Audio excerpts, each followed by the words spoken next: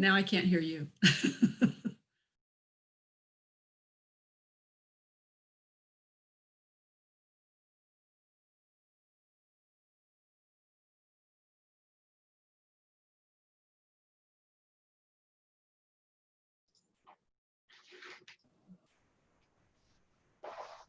Now I can't hear you.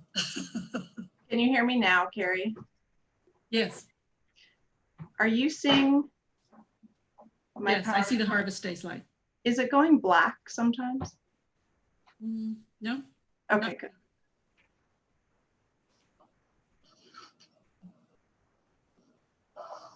Now I can't hear you. Can you hear me now, Karrie? Yeah. Are you seeing my Yes, I see the harvest days light. Is it going black sometimes? No. That must be a phenomenon on your screen, or maybe because you're trying to connect to the YouTube live platform.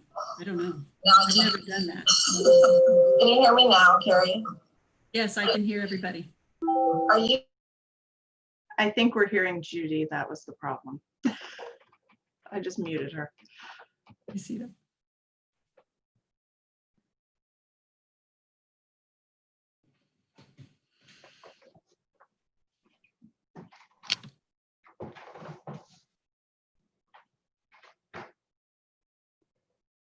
So is there a certain number of people that you can see are logged on to that or not? Or is it just expected that if they want to participate, they'll log on their own at 10?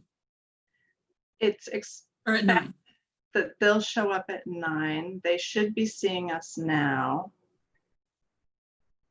I'm checking on that just to make sure.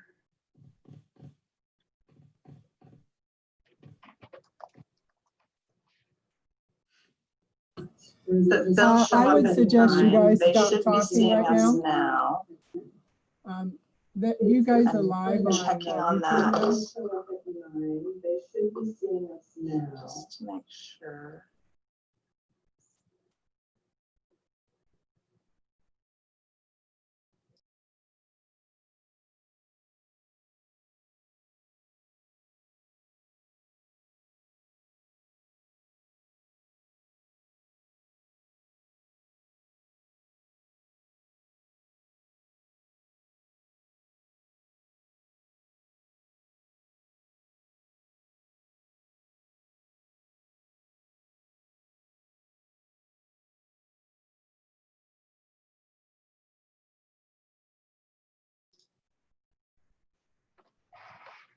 Good morning, Sacramento. We will get started in just a moment, so please sit tight. I'm happy to have you.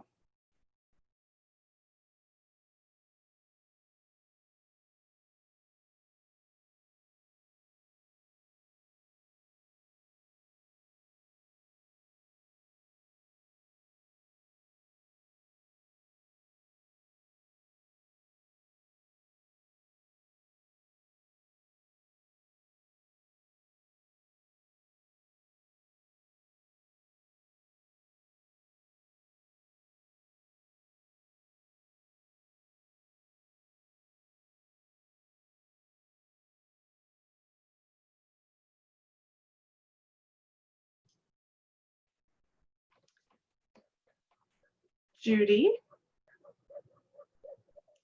have you hit record for the Zoom?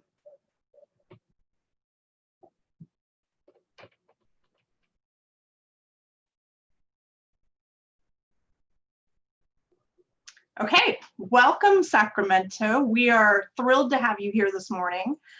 A little disappointed not to be out at the Fair Oaks Horticulture Center, which was inspired by our beloved and much missed Chuck Ingalls. His vision with the Hort Center was a place of education about horticulture, gardening, local, regional advice, and of course, lots of master gardeners running around to help everybody. But clearly we're virtual. We decided to do the best we could with the wonderful technology we have, and we are going to bring to you a virtual program today with Karrie, Reid, Ed Laivo, and then a panel of some master gardeners at the end. Few housekeeping notes. If you have questions, please put them in the YouTube chat. We do have master gardeners who are going to be monitoring that and pulling those questions. We also have many questions that have already been submitted through the email, which you see on the screen now, and you're welcome to send questions directly to the email also. We probably won't get to all the questions during this live session, but we're going to get to as many as we can. Those that we don't get to, there will be master gardeners working on answers for those in the coming weeks and making sure you get answers to all your questions. We just ask that you have a little bit of patience with us. We've been inundated with questions. I think it's been quite evident. People are going into their gardens more with the stay-at-home orders, and a lot of people have a lot of questions. So we're a little behind, but we're catching up, and we will get all of them answered. So a little bit of patience on your end would be greatly appreciated, and know that answers are coming. Also, we have 242 master gardeners in our program with a wealth of knowledge amongst all of us, and so we're really excited to have you here. I'm one of those master gardeners, Julie Oliver, and I'll be moderating with our speakers today. So let's get started. Our first speaker is Karrie Reid. Karrie is the Environmental Horticulture Advisor for the UC Cooperative Extension in San Joaquin County. She works with the master gardeners. She does research with UC Davis irrigation trials that we might touch on during our talk today. And she is just an amazing wealth of knowledge. And if you've already had a chance to see her video about building resilient gardens, then you already know that. Karrie's amazing. So we're really thrilled to have Karrie with us today. Karrie, welcome. And thank you for the switch to a virtual event for us. Karrie originally thought she was going to be out in the big tent at the Fair Oaks Hort Center when she said yes in February, and she graciously agreed to switch to a virtual mode. So we have a lot of questions for Karrie that have come in, and we've tried to synthesize some of them down to more conceptual, larger questions. And one thing that kept coming up, Karrie, after your amazing talk, which I loved, soil. You talked about soil in your video. How do people get their soil tested? How do they know when they should get it tested? How do they know it's healthy? Can they do some things at home? So we'd love to hear you talk a little more about soil this morning to get us started. And I know we have some. So Julie's going to pop up a slide that I prepared for you as a reference so that maybe you can jot this down while I'm chatting a little bit about soil. So if you did watch the video, you know that I believe everything starts with the soil, and it's not just my belief, it's true. And having a healthy soil is the beginning. And unfortunately, if you live in any sort of a subdivision or development, or even an older inner urban area, your soils have probably been affected by development. So compaction, construction waste, just all sorts of insults that our soil is subjected to. So really trying to improve the soil as much as you can in the best way that you can. And that's going to vary depending on really the depth that you're willing to go to when you're, and how expansive your project is when you're trying to redo something. So how do you tell your soil type?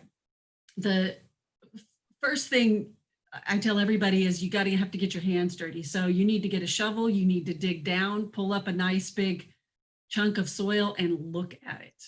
You want to look and see, is it stratified in layers? Is it dark brown? Is it light brown? And just so you know, when we teach about soils, whether it's to the master gardeners or the master gardeners to the public, this is a big subject, right? So this is a class that we could easily spend, when I'm training professionals, it's a total of about 4.5 hours on soil to figure out what kind of soil you have, but some shortcuts. So as a homeowner, some shortcuts for you. If you don't feel confident in following some online guides and diagnosing your own soil, you can send a sample off to labs. So I've posted here for you the closest lab in this area, which is A&L Western Labs. They have comprehensive directions on their website for how to sample and how to send them a soil sample and how much to send them. And I looked it up yesterday, and for about $30, you can get a pretty basic soil test that's going to tell you probably what you need to know, which is the percent of organic matter, which I talked to you about, and the basic nutrient profile. So how much of the big micronutrients does your soil have, as well as what your soil type is. So we talk about soil types, it's clay, sand, silt, or some combination of those, which we call loams. So sandy loam, silty loam, clay loam, silty clay loam, all these different things. So that's one of the helpful things. And that percent organic matter, if it's less than 5%, you need to add compost to it. 5% is like the baseline of a really good, healthy soil. So 5% organic matter or less, add some compost. If you want to just have a big overview, there's this great website, which you can see there, the second one. It's called the Soil Web App. And actually, if you just type Soil Web App into your Google bar, it will come up. And it just uses geography. So it's using geological maps from the US Geological Service. And you can put your address in basically, and it's going to give you the soil type of your region. So that's going to give you a big picture overview, whether you have silt, clay, sandy loam, whatever. It's not going to tell you your percent organic matter at your site necessarily, because all sorts of things could have gone on there. Right. Yeah. So then the last one is you can kind of do it yourself. You can do these self-diagnostics. And so the Sacramento County Master Gardener website under their soil has a lot of good information there for you. And then if we could just go to the next slide, I want to show you like an easy home method for doing kind of your own soil test. This is for those like ambitious and you want to figure it out on your own. I love this. Let's go. So you're going to choose an area that you're going to do. You don't want to choose a grass area unless you're willing to pull the grass up. Okay. Pull all the mulch back, get the soil nice and bare, and then try to dig a core of soil 8 to 12 inches straight down. So you might want to use one of those narrower trenchy shovels that can go straight down. Otherwise, you're going to have to dig, successive holes with your shovel. And then you want to completely mix up the soil that you pulled down 12 inches so that it's all mixed up. Take about a cup of it and put it in a quart jar. So hopefully you've got a mason jar somewhere in your house or an old spaghetti jar or something that you bought. Fill it with water almost to the top and then shake it up really thoroughly like you're making a smoothie. And then just let it sit on the counter and settle. Now it's going to take a while for it to settle down, especially if you've got heavier soil like clay soil. But what's going to happen, if you can see that slide, it's going to settle into layers. So the bigger particles like sand will drop to the bottom. The next size particles will settle on the top. And then finally, the finer clay particles will settle at the top. And then the organic matter is going to float to the surface as it's lighter. So you just take a ruler and measure your entire height. And then as a percentage, so you got to do a little bit of math. As a percentage of it, you measure each one of those layers and then figure out your percentages. So I think on the next slide, it gives you basically the formula. So to get your percent clay, you measure the depth of that top layer divided by the depth of all the soil, not the depth of all the water in the soil, just the depth of all the soil. Same for the next layer, that's the silt, and same for the next bottom layer will be the sand. So then that gives you your percent of each one. And then if you're good with reading charts, we'll go to the next slide. And you can pull this picture offline. So if you seriously just go online and Google soil textural triangle and you'll get a picture of this. And then you just follow the percentages of the triangle around to figure out where the intersection is of your percentages, and that will give you your soil type. Again, So you would take your clay percentage, your sand percentage, your silt percentage, and figure out where you land. exactly. So That's great. you find the intersection of those percentages.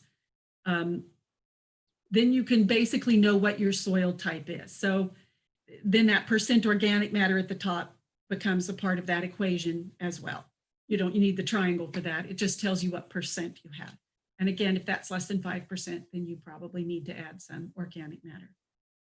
That's great. That's great, That's- concise, quick information. As you said, soil is a whole subject unto itself. It is. It could take It is. days to really get into. So if you're fascinated by this, Karrie's going to share a bunch of resources at the end, and I'm sure some of them will have even more soil information. But when you have good soil, sometimes you end up with a lot of weeds. So that's a second area that we had some questions about. And in your video, you talked mulch, mulch, mulch. So that'll help with weeds. Don't use the weed barrier cloth. That's not the good plan. So any other tips for weed management? I think that this is going to sound silly, but consistency. It's just, you've got to stay on top of them. The basics of weed science is sort of like, if anybody remembers the Trouble with Tribbles episode of Star Trek back in the day, it's like, if you don't stop it in the beginning, every little weed is going to produce 10 more seeds or 100 more seeds that then produces 100 more weeds and 100 more weeds. So the best tactic is to stay on top of it. Pull them while they're small, get them while they're easy. There's tools that you can use, like an asparagus knife that has like the little forked tongue that make really easy. Old screwdriver makes it getting the roots out really easy. And if you do that early and often, you get a pretty good hold on it. So unless you're next to an agricultural field that's constantly blowing weeds in, you can get a pretty good hold on it. But honest to goodness, mulch is your friend. The thicker the layer, the better it is. The shallower the weeds will root and the easier that they are to pull.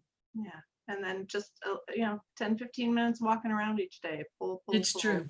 Yeah. It's true. And then I know grass is a different beast with weeds.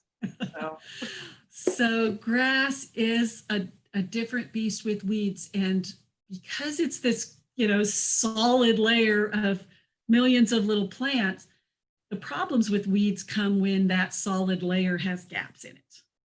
And when your turf isn't thick, healthy, lush, it allows weeds in. If it is thick, healthy, and lush, it crowds the weeds out and you just don't end up with as many. Now I'm going to give you a warning. If you have a mow, blow, and go service that comes to your house, and you notice that when you planted your lawn, it didn't have weeds, and now it's got a bunch of weeds that you've got this mowing service, insist that they spray their mower off before they mow your lawn, because they will bring weed seeds in, and little weed propagules, we call them, little pieces of Bermuda grass or grass that you don't want. They'll bring it in on the mower.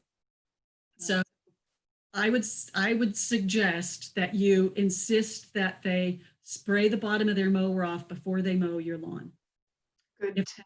That's If you have a service, because that's one of the biggest sources of weeds in a turf grass. But bottom line with grass is keep it really healthy. And a lot of people don't know how to keep a turf healthy. There's a great website on the UC IPM, and I didn't put it here because it just now popped into my head. But there is on the UC IPM website, under Home and Garden, there is an entire site devoted to turf grass, to lawns, to maintenance, establishment, fertilizing, watering. All of that is in there, even identifying the weeds that you have.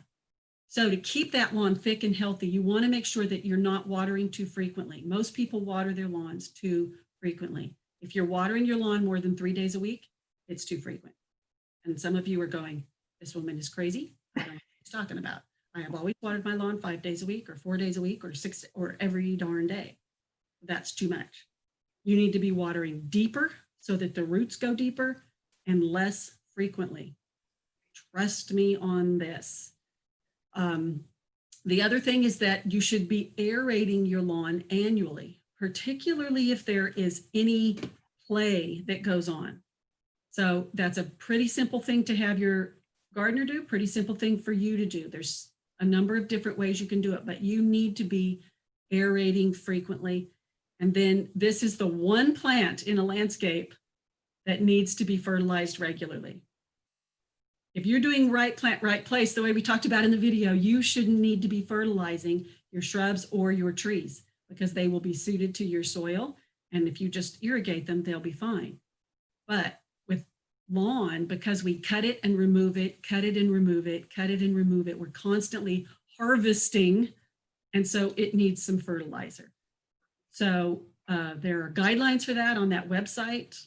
If I told them to you now, you probably wouldn't remember them, but most grass is going to need somewhere from 2 to 5 pounds of nitrogen per 1,000 square feet per year. So you want to make sure you're only applying 1 pound per 1,000 square feet at a time, and that you're making sure that that nitrogen gets down into the soil. So those are the tips if you want to keep it out of your lawn. And then again, get them out quickly. If you've seen some in now, pull them out quickly, get out there with that little sharp tool and pull them out. I don't recommend using a lot of the weed and feed herbicides because there are other side effects from that we don't have time to go into today. That's great. And echoing what Karrie said, there's a lot of great resources on the UC IPM, Master Gardener IPM site for lawns and lawn care. And in our Master Gardener panel at the end, we have one panelist who will be taking some lawn questions specifically. So you'll get a little more. If you stick it out till 12 o'clock, you're going to get a little more on lawns. And then just, Karrie, for some maybe new gardeners, don't really know everything, can we just define aerate for them? Oh, sure. They're not sure what that means. Okay, so when I say aerate a lawn, what I mean is you're basically going to want to go in and poke a bunch of holes in it. So there are tools that you can rent. There's even some spiky shoes you can get, which, maybe not be the best, but you can use a soil probe, anything that's going to puncture that soil surface and open the soil pores, because turf gets, there's so many roots in there. Turf grass can get very compacted, and by aerating it, you're allowing oxygen to get in as well as the moisture to get in and penetrate down below. And so we talked about soil microorganisms.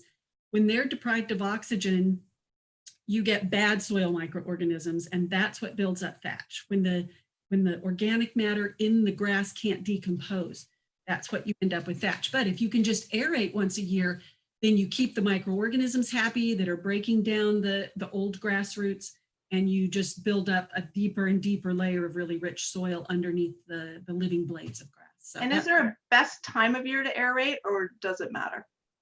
I would say that if you're probably the best time to aerate would be spring, before it starts to get, warm and hot.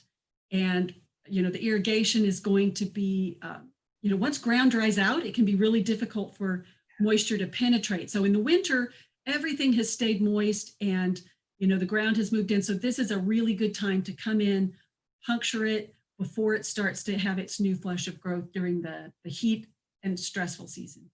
Great. Thanks, Karrie. And again, more on lawns a little later. Another thing that everybody always wants to know are resources. And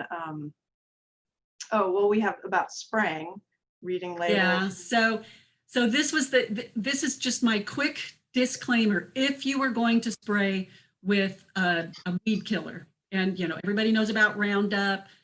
Some people love it, some people hate it. There's products that are the same active ingredient as Roundup, but there's also other products, 2,4-D and other things that you can buy over the counter to spray.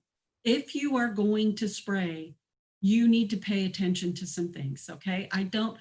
Homeowners, believe it or not, are more irresponsible and with spraying than professionals, because they haven't had to take training and there's nobody monitoring you.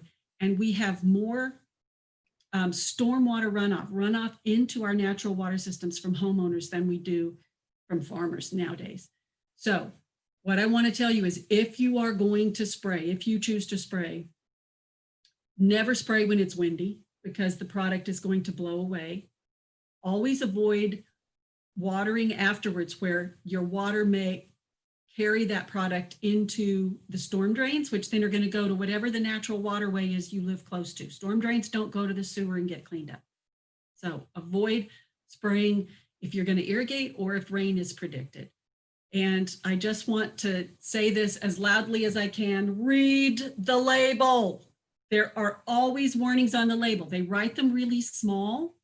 I don't know why they do that. I think it's because they have so much to say in such a little space.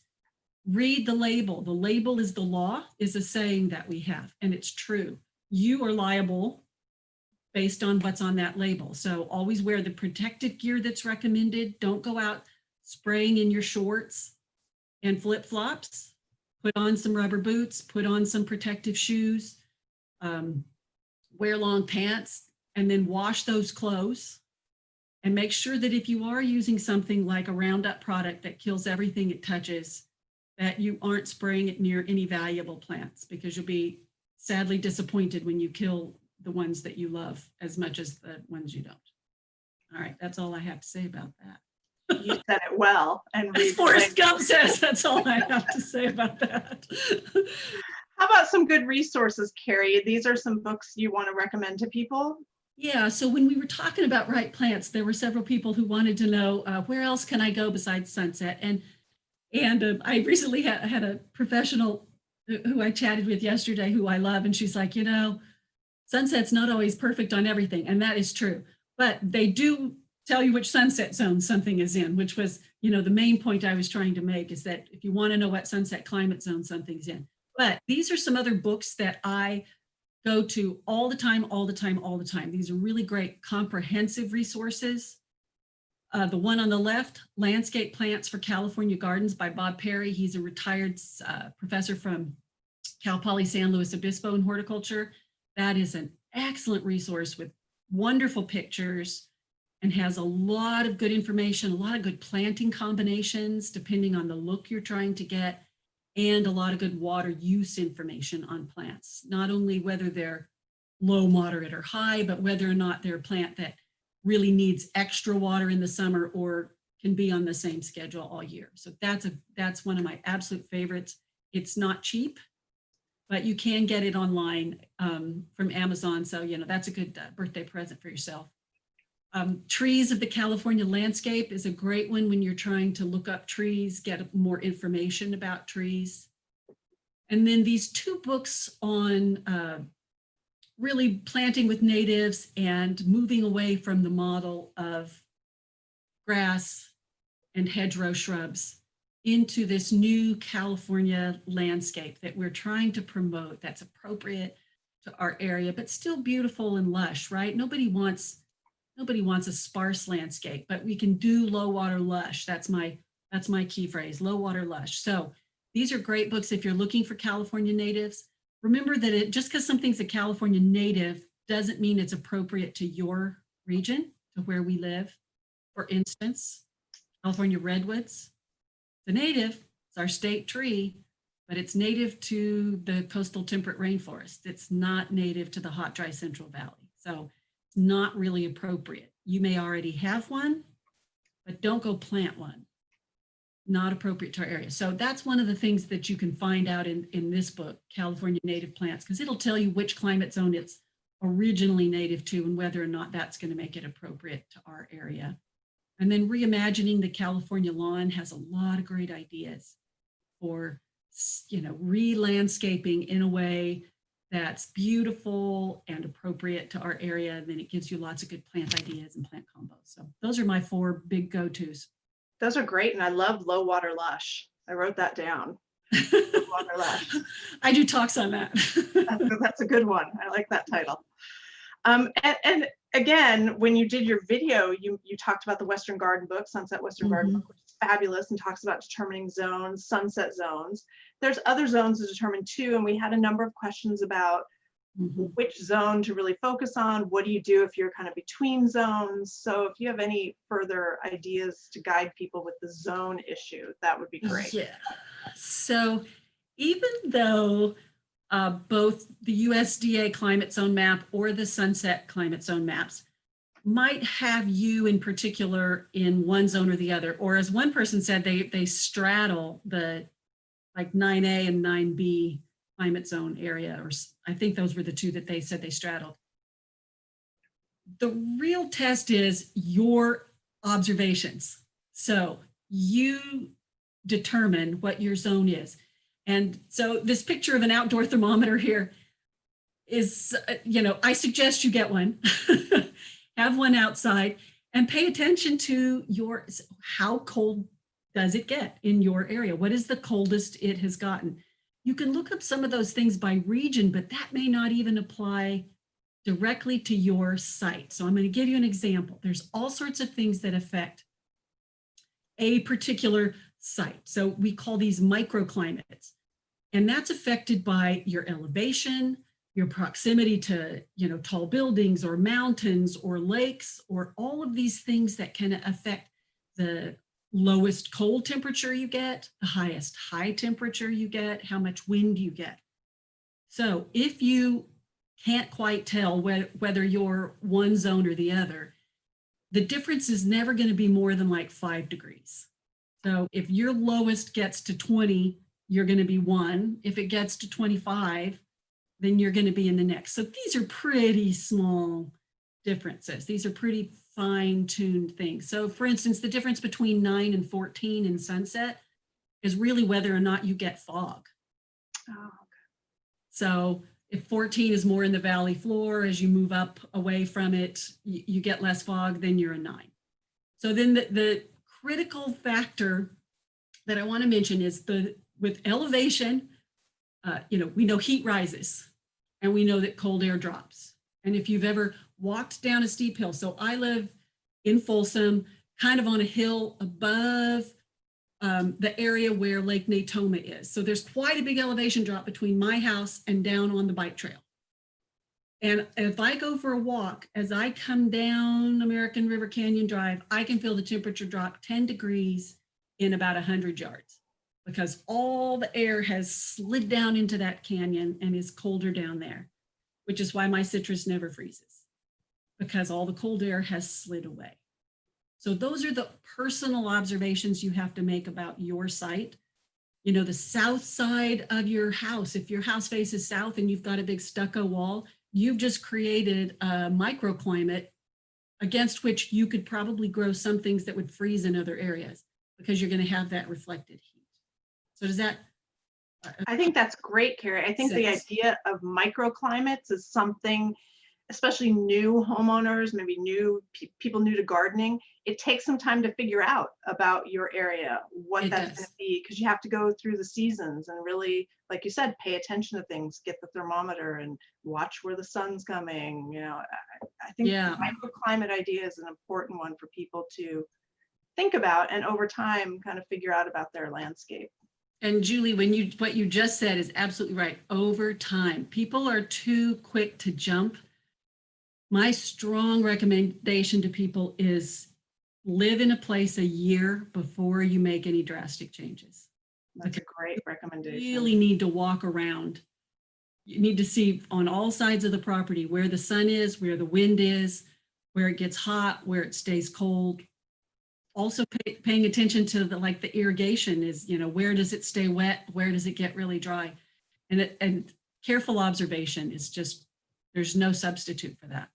No, that would be science. There's no substitute for it. Bingo. Collect your data, collect your observations, then make your decisions, right? Then put the money into your landscape, right? That's right. That's right. Good points. And there's a lot of information out there about microclimates. So again, another thing to resource and educate yourself on if you're especially a new homeowner or somebody just getting into gardening. Yes. It takes time. Yeah. It's time. It does take time. And the hardest part might be that if you've moved into a new house and the previous owner left the landscape in really shabby shape and all your neighbors are just like, oh, I can't wait for you to fix this. I know. So take your time. Take your time, do some low cost things, think about your investment and not understanding your landscape and your microclimates that could backfire on you in a year absolutely down the road. So for sure. We've all made the mistakes. So. Yeah, that's probably one of the main reasons I know as much as I do is because I've made so many mistakes. Absolutely. I've wasted a lot of money on stuff. Yes, absolutely. The next topic actually ties into something that you have some research on, American Rose Trials for Sustainability. So we did have some rose questions. I'm not sure if that's because they read your bio and thought, oh, somebody who knows a lot about roses, or if they just threw it out there. But you've hit the jackpot if you're going to ask Karrie some rose questions. So yeah.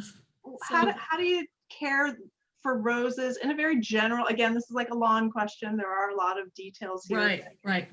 General tips. I actually think it's simpler than most people make it. I think people have made roses out to be more difficult than they are. And part of that has to do, again, with the right plant, right place. And why are you growing the roses? So if you're growing roses because you want to show them in a rose show, you probably don't need my advice, because that's a whole different set of people that are growing roses under different conditions for different reasons. But if you're growing roses in your landscape, or because you want to have some roses to cut and bring in the house, they're much easier to grow. Roses are practically weeds as long as you grow the right ones. So the only reason we got into this American rose trials is because we had done so many landscape roses in our other trials, which we'll talk about next. But and so the people who do the rose trials were like, well, why don't you just do some roses for us? So at this point in time, I've got a rose trial in Stockton with 120 roses in the ground on 2 different years. And the bottom line is roses are no different than any other landscape plant. They need to be watered. You need to have appropriate roses to the region. So there are some roses that just do better in our hot, dry climate. And there's roses that are really disease resistant, really pest tolerant. You should veer toward those. I think there are probably more variety of roses than any other cultivated plant in the world. As a matter of fact, I'm fairly certain of that. I would take bets on that. So all you iris fans who think there's more irises, I think I got you beat. I think there are more cultivars of roses than any other cultivated plant in the world. And you know somebody's Googling that right now. I know, I'm so excited. I hope they put it in the Google bar. But it is the most popular landscape and cultivated plant in the world. That much I do know because I did the research on that. So, you know, people love them. They bloom, they're beautiful. The bottom line is don't overwater them. Roses don't need to be watered more than once a week if they're well-established roses. Water them deeply. You will have far fewer pest problems and far fewer disease issues with a once-a-week watering after the rose has been in the ground for even just a year. So the other, somebody asked, they said their roses aren't performing the way that they thought they should. Right. I'm guessing those roses aren't getting enough sun or they aren't being watered properly. So they may not be, if they're watered really shallowly, their roots aren't deep, they're probably just not getting enough of the nutrients in the entire soil profile the way we talked about on the video. And then again, roses, people are real precious about how they prune roses. When you've got 120, or we have even more than that out in our other irrigation trials, because we'll have sometimes, I don't know, 400 rose plants between all of our fields. You can't be precious, right? You can't be looking for the outward facing bud. So we learned from the National Rose Garden in Portland, if anyone's ever been there, that's just this massive rose garden. Gorgeous. So my research assistant and I got a tour along with another group of people who do plant trials through that garden. And the manager of the garden, the director said, yeah, we just come in and hack everything down to the knees. It's like all of the people in the Rose Society come through in a big group and they just take their loppers and cut everything down to the knees. And then they haul it all away because there's just not time. And if a rose has good genes, this is a professor from Texas A&M, Steve George, who does another set of rose trials for Texas, that if there's good genes, you know, if the rose has good genes, you don't need to baby it. So if it doesn't have good genes, pick another rose. That's my other advice. Pick another rose, one that doesn't require you to. So I should just say these rose trials and our other trials are 0 spray trials. We add no fertilizer, no pesticides, no fungicides. This is a 0 spray, 0 fertilizer trial. Interesting. That's great information. And again, if you go to the Harvest Day website and Karrie's bio, there's a link to the American Rose Trials there, and you can click on that and find out more about the trials that Karrie's talking about. Really interesting work. And then there's a free publication, Roses in the Garden, Cultural Practices and Weed Control.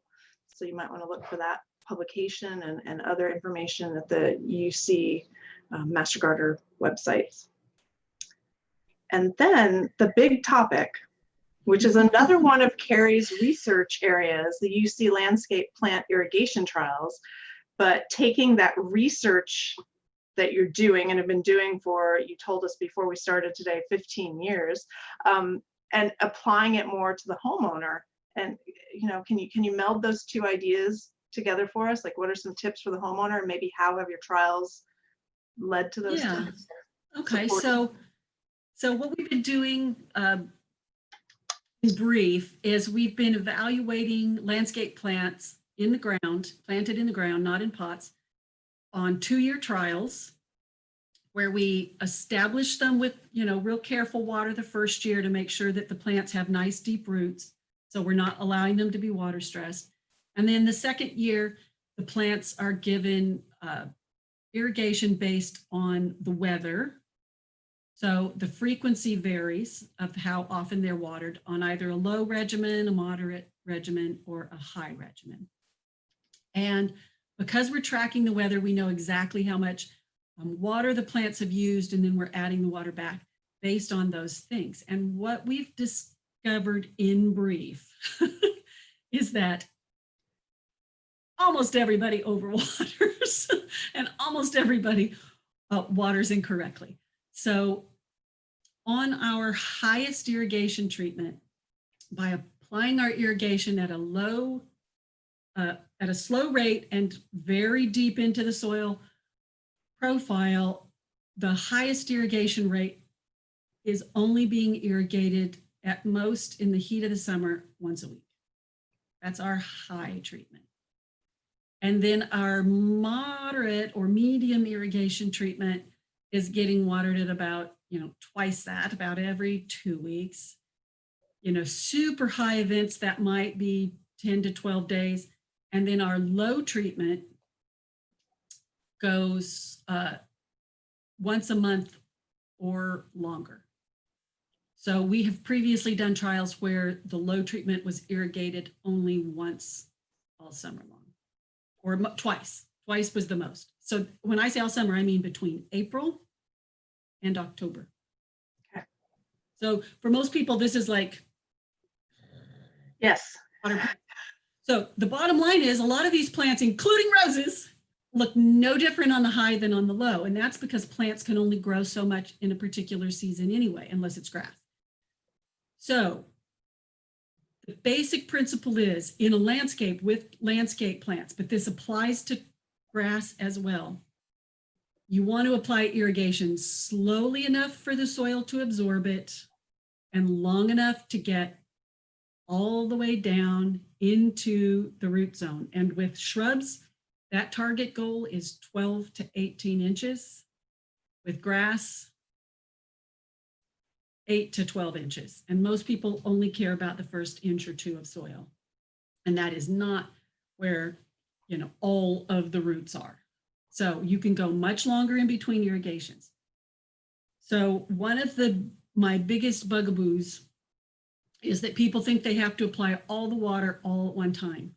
And when you do that, you end up with all that water running down your gutter, your neighbor's gutter, the common landscape gutter, the commercial landscape gutters. You see it everywhere you go, don't you? Admit it, you all see it. You see the water running down the gutter. And with the soil, once the water starts running down the gutter, if the soil has slicked over, no more water is absorbing in. And people seem to think if I just keep watering, even if some of it's going down, some of it is still going in. And I want to give you a great illustration for why that's not true. Once water starts to run down, it's all running down. None of it's still going in. So you've all done that trick with a straw, sitting in the diner with your soda, and you put your finger over the end of the straw and you pick it up, and it's like magic. All the water stays in the little straw tube, right? Until you do what? Pick your finger up, and then the water goes down. Well, imagine all the little straws. Do you remember me talking about all the little pore spaces in the soil? Yes. They're all slicked over with water. That's like 1,000 fingers holding all the water, and none of it's still going in. Everything's just running off. So you've got to turn the water off, let the tops of all the little straws open so that the water can sink in, then come back and water some more. So this is what we call cycle and soak or pulsed irrigation. This is one of the things that master gardeners all learn is you can't put it all on at once if you want to get it nice and deep, especially if your soil is really heavy. Got a super sandy soil, no problem. So cycle and soak.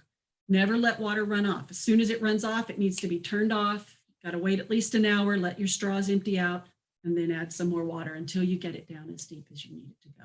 And that's part of the whole taking time to figure out your landscape again, coming back. Yes, that's right.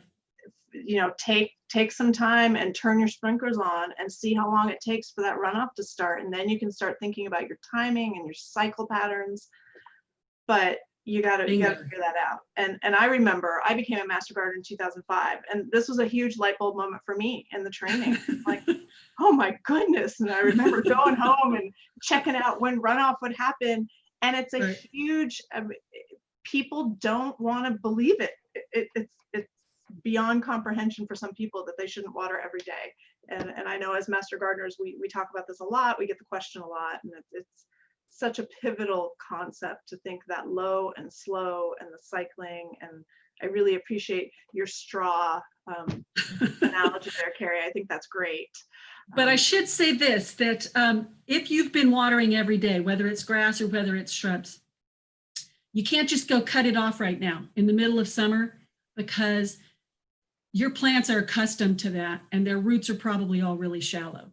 So what you need to do is develop a weaning structure for your landscape where you gradually increase the intervals between. So let's say you water 4 days a week right now. Try just watering 3 and a little bit longer, and try to get the water lower so that the roots will grow lower and deeper. You don't want to just cut them off because they're spoiled right now. Yeah. They're spoiled and pampered with daily spoon feeding. So you're going to have to teach them to go longer in between. So it may take you a full year to kind of wean your plants. And then next spring, when you start, after you got nice wet soil from the rains, that's when you want to start making those intervals longer. That's a great point. Big sudden changes, especially right now in the heat of summer. Yes. Never a good plan. No. So, yeah. You'll fry things. And so that brings us to one point. I just want to answer a question. Someone had talked about how some of the plants in their landscape seemed to need a little more water than the others. They weren't looking so good. And they wanted to know, do I run the whole system or do I just go use a hose on 1 or 2 plants? So this is the problem that we get when things are not hydrozoned. Here's a term for you, hydrozoning. So hydrozoning refers to planting things with the same water needs all on the same valve. And unfortunately, this person's landscaper had mixed a bunch of low water plants with moderate water plants, and then probably set the cycle for the schedule for the low water plants. So when you're in that situation, yeah, it's fine right now to go out with a hose and give a little extra water for a few days in July or August when the temperatures are 100 and 105, or we haven't had any 105 yet. But it's okay to do that for now. And then what you might consider doing is in the fall or next spring, transplanting some of those moderate water users that are stressed out to a different area, maybe something with afternoon shade that wouldn't take as much water, or maybe just moving all the moderate ones together and shifting some of the lower, replanting in that area with some plants that need less water. Yeah, that's a great tip too, kind of clustering plants together, creating your own little microclimate areas that fit with your actual microclimates in your yard. Karrie, you're amazing. Yeah, we have 60 seconds. You're amazing, and your video is phenomenal. Anybody who hasn't gone on the website and watched the video, she gives great tips for having that resilient garden. And she's a marvelous speaker. Great analogies. Love the teenager analogy. Watch the video to find out what that is. And we greatly appreciate your service to the horticulture community, not only in San Joaquin, but the whole general area. And kudos to you for helping everybody with their gardens and to be, low water lush, hopefully in the future. So thank you so much. We appreciate your time and your information, and fabulous. So Thank you. And I just hadn't planned on this originally, but I think now might be a good time to make a little sort of unofficial announcement that we decided as of Friday, I will not just be the San Joaquin County Environmental Horticulture Advisor, but I will be the Regional Environmental Horticulture Advisor. So I will be working in Sacramento, Yolo, and Solano, as well as San Joaquin County. And that is super exciting. I'm glad you revealed that. I wasn't sure if that was revealable. It is now. As of Friday, it is now. So, well, congratulations on that. I know, we're thrilled to have you as an advisor, and I'm thrilled to work with such a great group of volunteers. So, excellent. Thank you. All right, everybody. Have a great day. Bye. Bye. So, master gardeners and gardeners extraordinaires across the Sacramento region, I hope you enjoyed Karrie's presentation. Lots of great information there. Go back and look at her video. We have about 9 minutes before we start talking to Ed Laivo, and Ed's going to be talking to us about growing fruit trees in small areas. So feel free, take a break, go grab some water, more coffee, whatever you need to do. But we are going to have a little commercial while we're sitting and waiting. Judy McClure is our Master Gardener Advisor in Sacramento County, and she's here with us. You can see her over there. And she has a few things she's going to periodically share to you during the breaks. So Judy, what would you like to share with the people? Let me unmute you.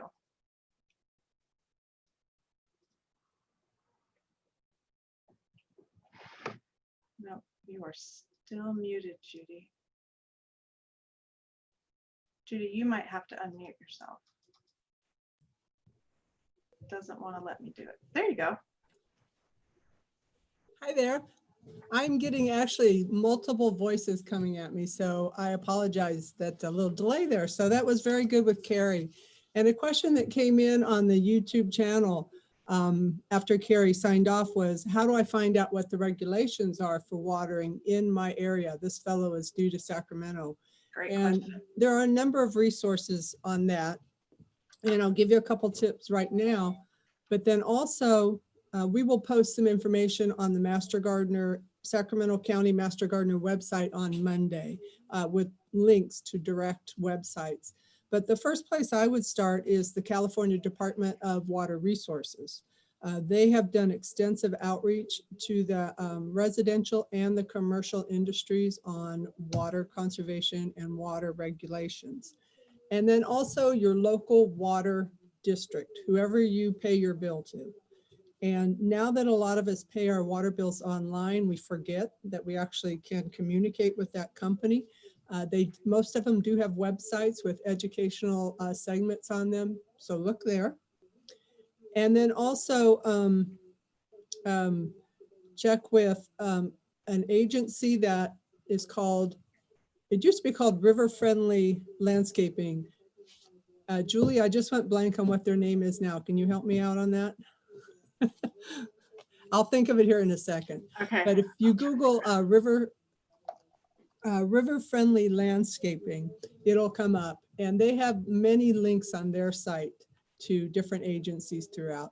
And again, I will put good information on our website on Monday to help you find those resources. The thing is, think local and then think statewide.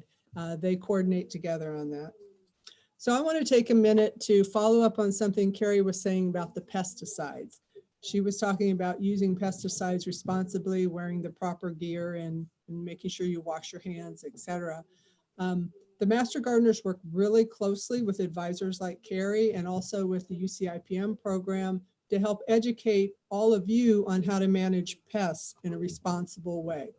We all get insects in our properties, in our houses, we get diseases, we get weeds, we all get them. And sometimes pesticides are necessary. Hopefully they're not, but sometimes they are. And pesticides include weed killers, fungicides, ant spray, all sorts of different chemicals that are used around the house. and in the garden. And it's really important that we work together to dispose of any unused chemicals. We never, ever, none of us want to place those in your trash can. It's very easy when you're cleaning the garage to kind of just toss it in the trash can, but you don't want to do that if there's still chemicals in the container. And you absolutely never want to dump it on your driveway, because everything you put around your property has the potential to end up in the waterways in town. So what do? It's very easy. I recommend the first thing you do is Google hazardous household waste and add the name of your city or your county. So I live in Sacramento County, so I would put hazardous household waste, Sacramento County. And it will take you to the government agency in your area that will help you dispose of your chemicals. They have excellent websites. The Sacramento County one is a very good website. It outlines what products they will take, where you can take them in Sacramento County, etc. Some of the cities around town will actually pick up the chemicals at your house. So definitely go to your local website and find out the guidelines in your area. And keep in mind that extra step is worth it, because any chemicals you use inside your house, outside your house, in your vegetable garden, on your fruit trees, on your lawn, have the potential to run down off your property and get into the gutter that's out in front of your house. And all of our gutters flow into the local creeks that are winding through all the neighborhoods and eventually end up in the American River and the Sacramento River. And I don't know about you, but I don't want our fish drinking the pesticides that we're out putting on our property. So let's all work together, keep our water free of any pesticides, and then we can all enjoy our raft trips down the American River. So, sound good, Julie? Sounds great, Judy. Thanks. That's a great public service announcement for our gardening community. So, thank you, thank you. So we have about 4 minutes before the Ed Laivo segment begins. So please feel free to step away from the computer if you need to go and take a quick break, and be back here by 10.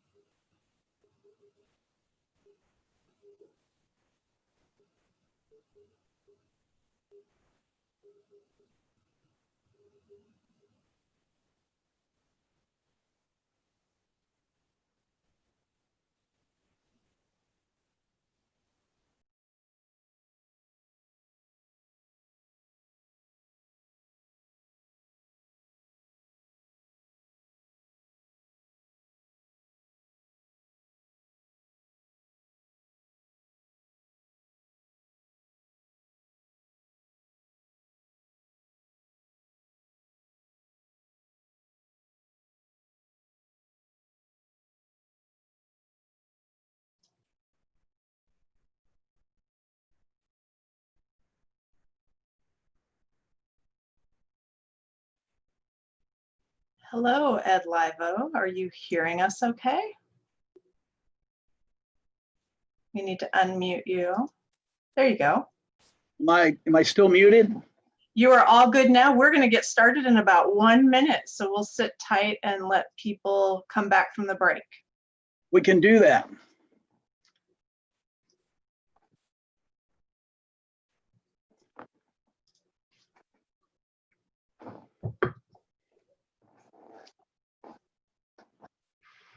I'm hearing you just fine. Are you hearing me okay? You are sounding beautiful. And we can see you well too. I'm echoing all over the place over here. We're not picking up on that here. So, Okay. yeah. So, hello, Sacramento, welcome back. If you were here for Karrie Reid previously, we talked about resilient gardens. And now we're going to talk with Ed Laivo about growing fruit in limited small space using some size control mechanisms. But a little bit about Ed Laivo. Ed Laivo has over 40 years of experience in horticulture. He's a fruit and tree edible landscape expert, working right now at Birchall Nursery in Oakdale, California, sales and marketing director. One lovely and much appreciated thing about Ed Laivo is he is a dedicated supporter of the Master Gardener program, and we've always appreciated that for all the years. He's helped us with questions and speaking, and originally one of the people who really helped with Chuck Ingalls with the inspiration for the Fair Oaks Horticulture Center and getting it up and running and getting the orchard going and just everything. So Ed, for all the years that you've helped us and supported us, thank you.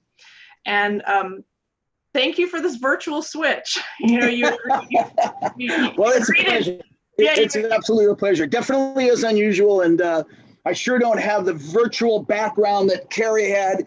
Mine tends to be my record collection and all the library of books, and you know that's the habitat I live in inside. Hey, that's good. We like seeing the real world Ed Laivo. That's awesome. There you go.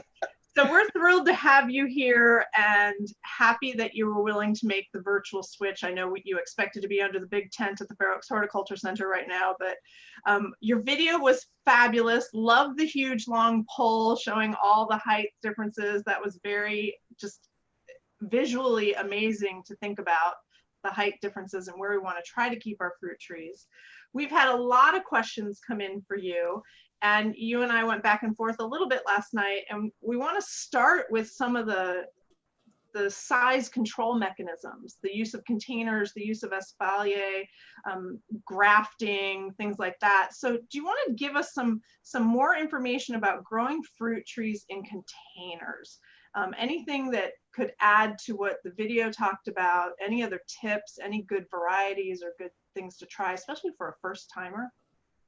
Well, you know, the biggest problem, you know, of course, doing anything virtually is that, you know, how much information can you pack into so many minutes, and so, you know, really we just touched on containers as another alternative for of course, growing in limited spaces.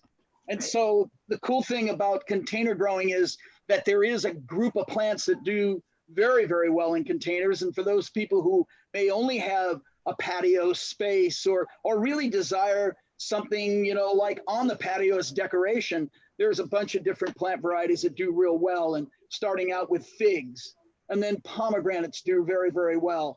And then of course, caneberries do good as well. Two of my favorites though are the blueberries, which I only recommend in containers. And then of course, citrus. I mean, in my estimation, citrus is almost made to be grown in containers. And in my collection at my house here, I have a number of different citrus specimens that I've had in containers for over 35 years. So they just seem to be very accommodating of container growing. So maybe one of the things that I just like to kind of touch on about container growing is that, you know, a lot of people would approach container growing as get the biggest container and stick the small tree that you purchase at the nursery, you know, into the plant to start, or into the container to start out with. And I don't recommend that. I actually recommend a kind of a succession of different sizes of containers. So for instance, a 1 gallon goes into a 5 gallon and you get about 2 or 3 years out of, well, maybe 2 years out of that.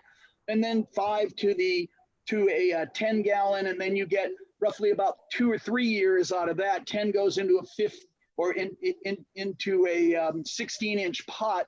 And that 16-inch pot can give you up to 3 years as well. And then 16 to a 20 will give you probably another 4 or 5 years, and a 20 to the 24, maybe another 4 or 5 years. And so as you can see, that progression eventually leads up to a plant like the ones I have in my collection that are 30, 35 years old. And when you get into those larger specimens, like I have a Nagami kumquat and I have a Oro Blanco grapefruit, they're in excess of 35 years old. These plants are just, it's kind of like raising fish in a fish tank. I think at one time the root just goes, hey, I guess you're going to grow me in this container and I'm going to get used to it.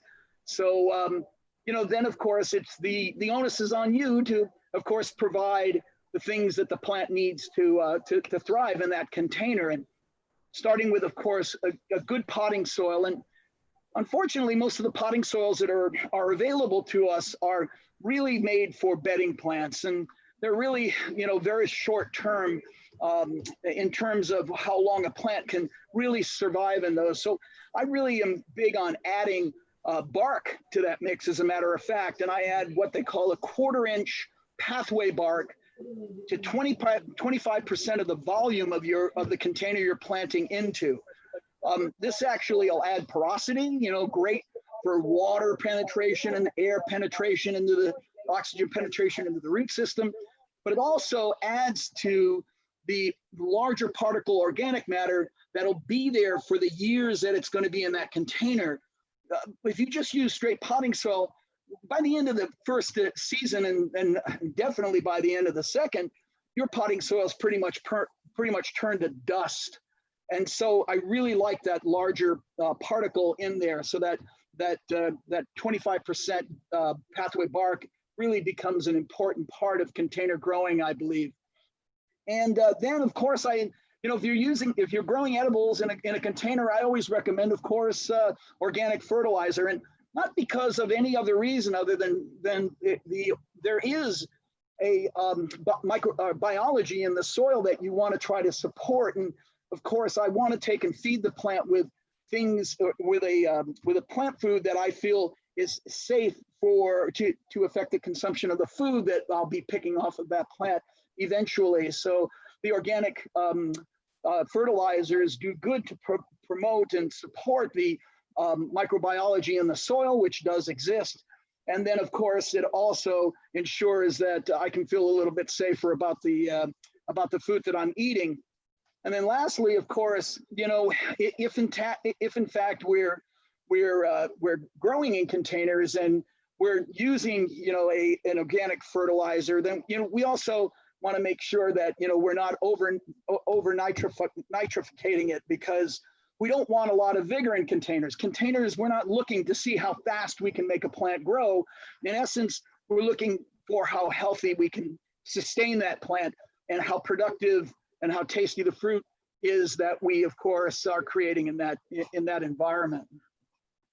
So that's a lot, but I love it.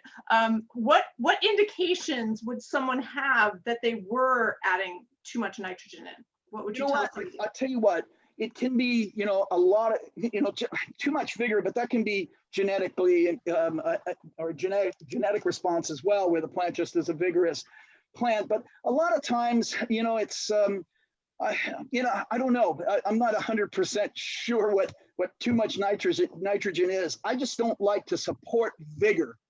Yeah, I don't like to support vigor. That's it. Keep it low and slow. So yeah, and the cool thing about organic fertilizer as well is that you don't have to worry about putting on too much fertilizer. You know, organic, the plants, the microbiology in the soil in that container, as well as, you know, the roots of the plant will use the food that's being created, you know, in that soil as needed. So it doesn't become so much of a push as much as it just becomes a sustainability. yeah, and of course, you know, you're right. This is a virtual quick discussion. So there's a lot of details that somebody would want to do some research on for the particular fruit tree they're using and their own microclimates and landscapes. So thinking about Ed's tips about gradually, you know, every few years going up in size, thinking about your soil, adding in some larger bark matter, maybe 25%, and then the organic fertilizers. Those are good tips to then go and dig a little deeper in for your particular needs with your plant in your container in your yard. So I think that's great, Ed. What about the whole espalier concept? That sounds so fancy. I don't know. Can we do it? Can anybody do that? Well, you know, everybody can espalier. It's pretty easy. I think if anything, espalier gets presented quite often as this very, very fine art that, you know, is only for the most advanced. But, you know, in essence, espalier is really just growing a plant against a flat plane. And then, of course, you know, caring for it, not letting it grow outward, either behind the espalier you're creating or in front of it. And unlike Karrie, who had the fancy looking things, I have a picture. I think that's perfect. This is actually in my backyard, and this is actually one set of my espaliers here. This is actually a 6-in-1 pair that I have grafted up on my hill, and it's just grown against a flat plane using wire, and I actually use fence post, galvanized fence post, so that I don't have to replace it quite often. You know, and then you can get real fancy with something like that, which is real beautiful, and that's a lemon. And of course, citrus espaliers, they espalier very well as well. There's a lot of different varieties of plants that people would be surprised espalier very well, and figs probably are one that is really easy to espalier. Pomegranates, and of course, we have some examples of that at the Fair Oaks Hort Center. And of course, the obvious ones like apples and pears. Cherries, of course, Chuck was working, you know, really, I mean, aggressively at creating the cherry espalier there, did a marvelous job with that. But of course, we also have the peach and the nectarine. They're a little bit more work, but, you know, absolutely you can espalier peaches and nectarines. Apricots, probably one of the most exciting espalier I ever saw was an apricot that was actually in a driveway of a particular nursery that I'm very fond of. And the espalier was probably the result of trucks driving by it regularly and knocking off the front branches. So they decided to keep it balanced and knocked off the back branches as well. But it produced a sensational crop. So if somebody wanted to get started espaliering, can you give them a few tips to get it started at the very beginning? You know, you probably want to go online and you want to take a look at some of the great espalier work, you know, the advice that people are giving online.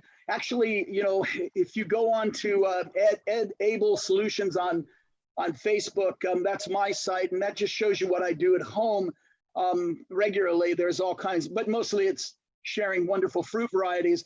I have my favorite book ever on pruning, and this, and we probably should get this up some way as like you had Karrie's books, but this is the it's Pruning by Christopher Burkell, and it was issued by the Simon & Schuster Step-by-Step Encyclopedia of Practical Gardening, and you can see quickly that this book is incredible because it is all, I mean, for the novice gardener, it's all pictures. That's fabulous. Love pictures. So, you bet. And this is actually one of the espalier sections is actually it's a huge section on espalier in here, and actually when in my younger years, this is actually one of the books that I use quite frequently to say, hey, you know what, how do you espalier a fruit tree? Pretty simple.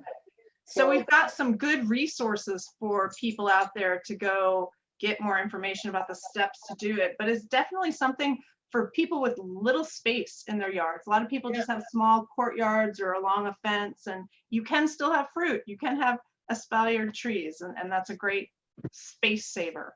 I think so much has to do with size control, and that's the whole that was the whole purpose of that presentation with the long post with the little lemon tree on top. And as a matter of fact, that post, I've used that since around 1995 as an example, because I think if I point to a tree and say, that tree's only 15 feet, that tree right there is 15 or 18 feet tall, I don't know if people kind of key into how tall that is, but it seems when I use that post, people would go, whoa, yeah, that's pretty tall. And then illustrating 12 feet, because even 12 feet, as as a recommendation tends to be common in the case of some of the dwarfing rootstocks.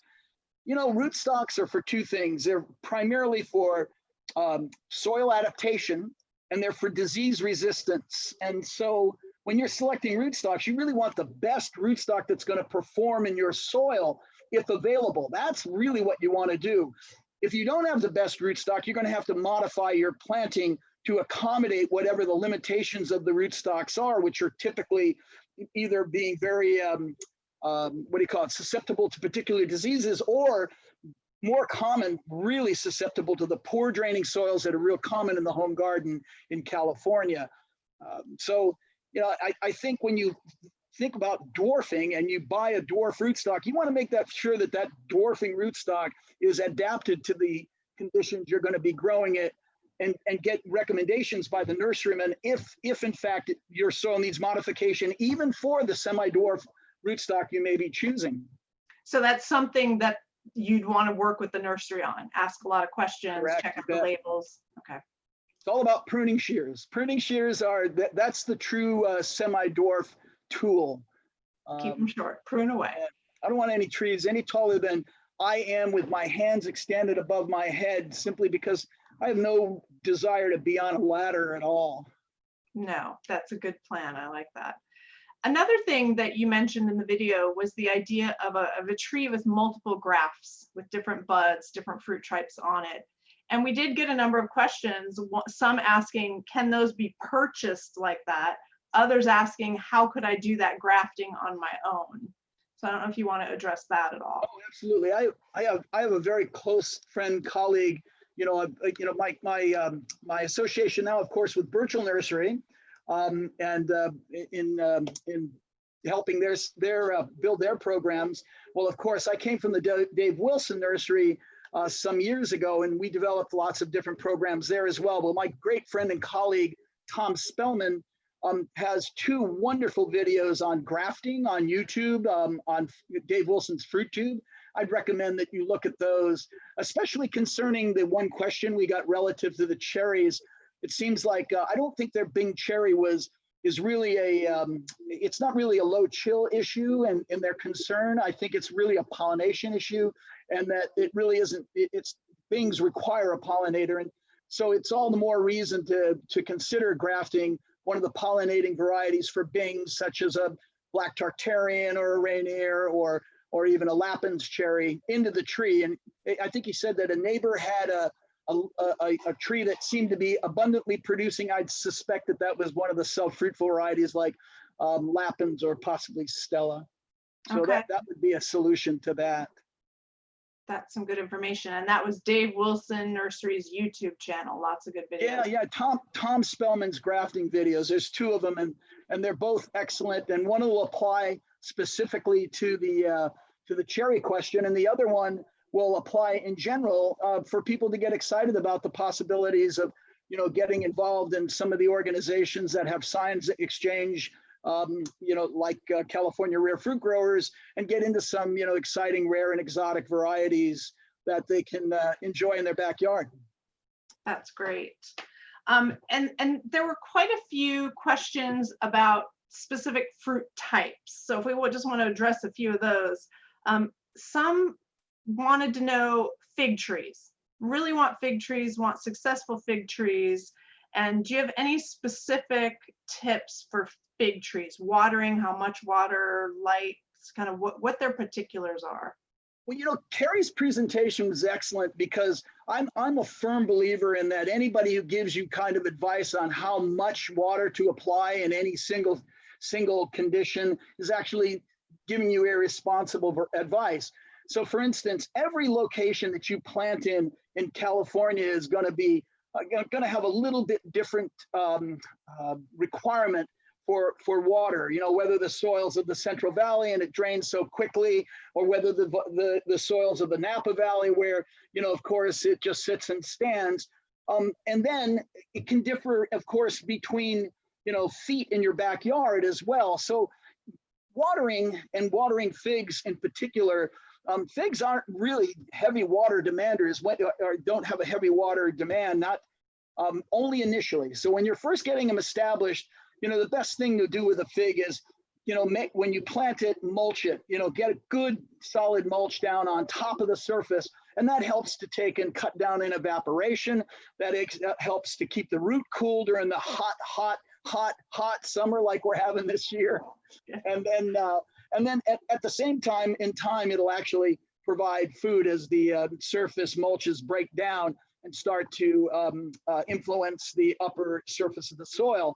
So with figs, the top 10, say, most common varieties of figs are pretty easy to grow. I mean, the particular question that we got, I think that one question was very easy. There's two things. One, never put a fungicide on any fruit tree unless it absolutely is necessary. The spots that I think are on a fig, especially on one leaf, just ignore them. They'll go away. Just the fig will get adapted and get established, and it'll grow quite vigorously. The other concern in that question was there were yellow flecks all over the leaves, and this is a result of fig mosaic, which is a very common, let's say, condition of figs, and almost throughout the world. And you can get mosaic clean figs, but it's very, very, very expensive, and also keeping them mosaic free is almost impossible. So in essence, mosaic really doesn't affect the fig's flavor or quality, and the top varieties of figs that are planted doesn't affect the quality of fruit, nor does it affect the production of fruit of the most popular varieties of figs planted. Once you get into fig culture and you become a figologist, you may very well have a different opinion, and I would respect that, and I also support that. You can get really, really, really into figs, but they are pretty easy to grow. I love, Ed, that you heard some of Karrie's talk and you reinforced some of the things she said. Mulch, mulch, mulch. And also the whole idea of watering. It's very location specific. And so we encourage everyone to, take Karrie's advice and figure out more about your soil and microclimate, and then, echoing what Ed just said, then tailoring it to what you need for your climate and your situation. So again, that reinforcement is Julie, great. my mic has been temporarily, it says that my mic is temporarily off. You're just not fine. On this end. We're hearing you. Are you hearing me?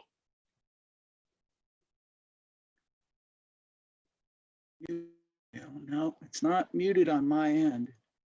Let's see. No, okay, I got it back. I got it back. Sorry. So you hear me okay, and I hear you just fine. Correct. Okay, so we're good. Did you hear what I just said? No, I missed it completely. Thanks. Okay, so I just applauded you for kind of reiterating and reinforcing what Karrie was saying. Mulch, mulch, mulch. Get to know your own microclimate, get to know your soils, because there's no one size fits all for watering specifics. No, there isn't. And, use the old knuckle, knuckle in the ground. It's especially on your new planting, before you run your irrigation next time, stick your finger down into the soil right adjacent to where your new planting is. See if the soil is wet. If the soil is wet, don't water. Delay your watering for a day. Right. Or some inexpensive soil meters to get a sense. I mean, there's ways to figure out how much you need to water. I'm okay with that. I like this. You like the fingers. All right. The index finger tells all. Fair enough. A question we always get quite a bit is about codling moths with apples. So how can people combat that? Codling moth is a real difficult problem in the landscape. And it's, of course, especially with apples and pears. Without chemical use, it's going to be let's say a commitment to a number of different techniques, and because I think they did such a great job in this book, in promoting those techniques, I'd recommend that people go and check out, of course, the what do you call it, home orchard book, offered by UC, and the codling moth section in here is excellent. You can look at it and get some good ideas on how you can protect or how you can work to lower the incidence of codling moth damage on your fruit. But more importantly, the question, I think, and I like the question, can you eat fruit that has codling moth damage? I'll tell you what, I eat fruit that has codling moth damage all the time. You just cut around it. You know, I mean, typically it's one entry point that goes, or exit point that goes into the fruit, and then you've got the center of the fruit is damaged. So yeah, you can eat all around it. And sometimes that fruit even tastes better than the regular crop. All right, good to know. The Home Orchard book is a fabulous book. It is a UC publication, easy for people to access. And I agree, Ed, you really have to educate yourself on codling moths and how you want to handle it if you're having those issues in your yard. There's a lot of steps, Yeah, a lot of things to think about. yeah. I do a lot of, for instance, I do a lot of bagging. You know, so you know, and that's one way. That's probably the most labor intense. So in a short snippet, what does that mean for people bagging? It means that when the fruit first sets, I actually stick a bag over it so that actually it can't be it can't get attacked. So creating that physical barrier. Physical barrier I'm really big on barriers in the garden for lots of things.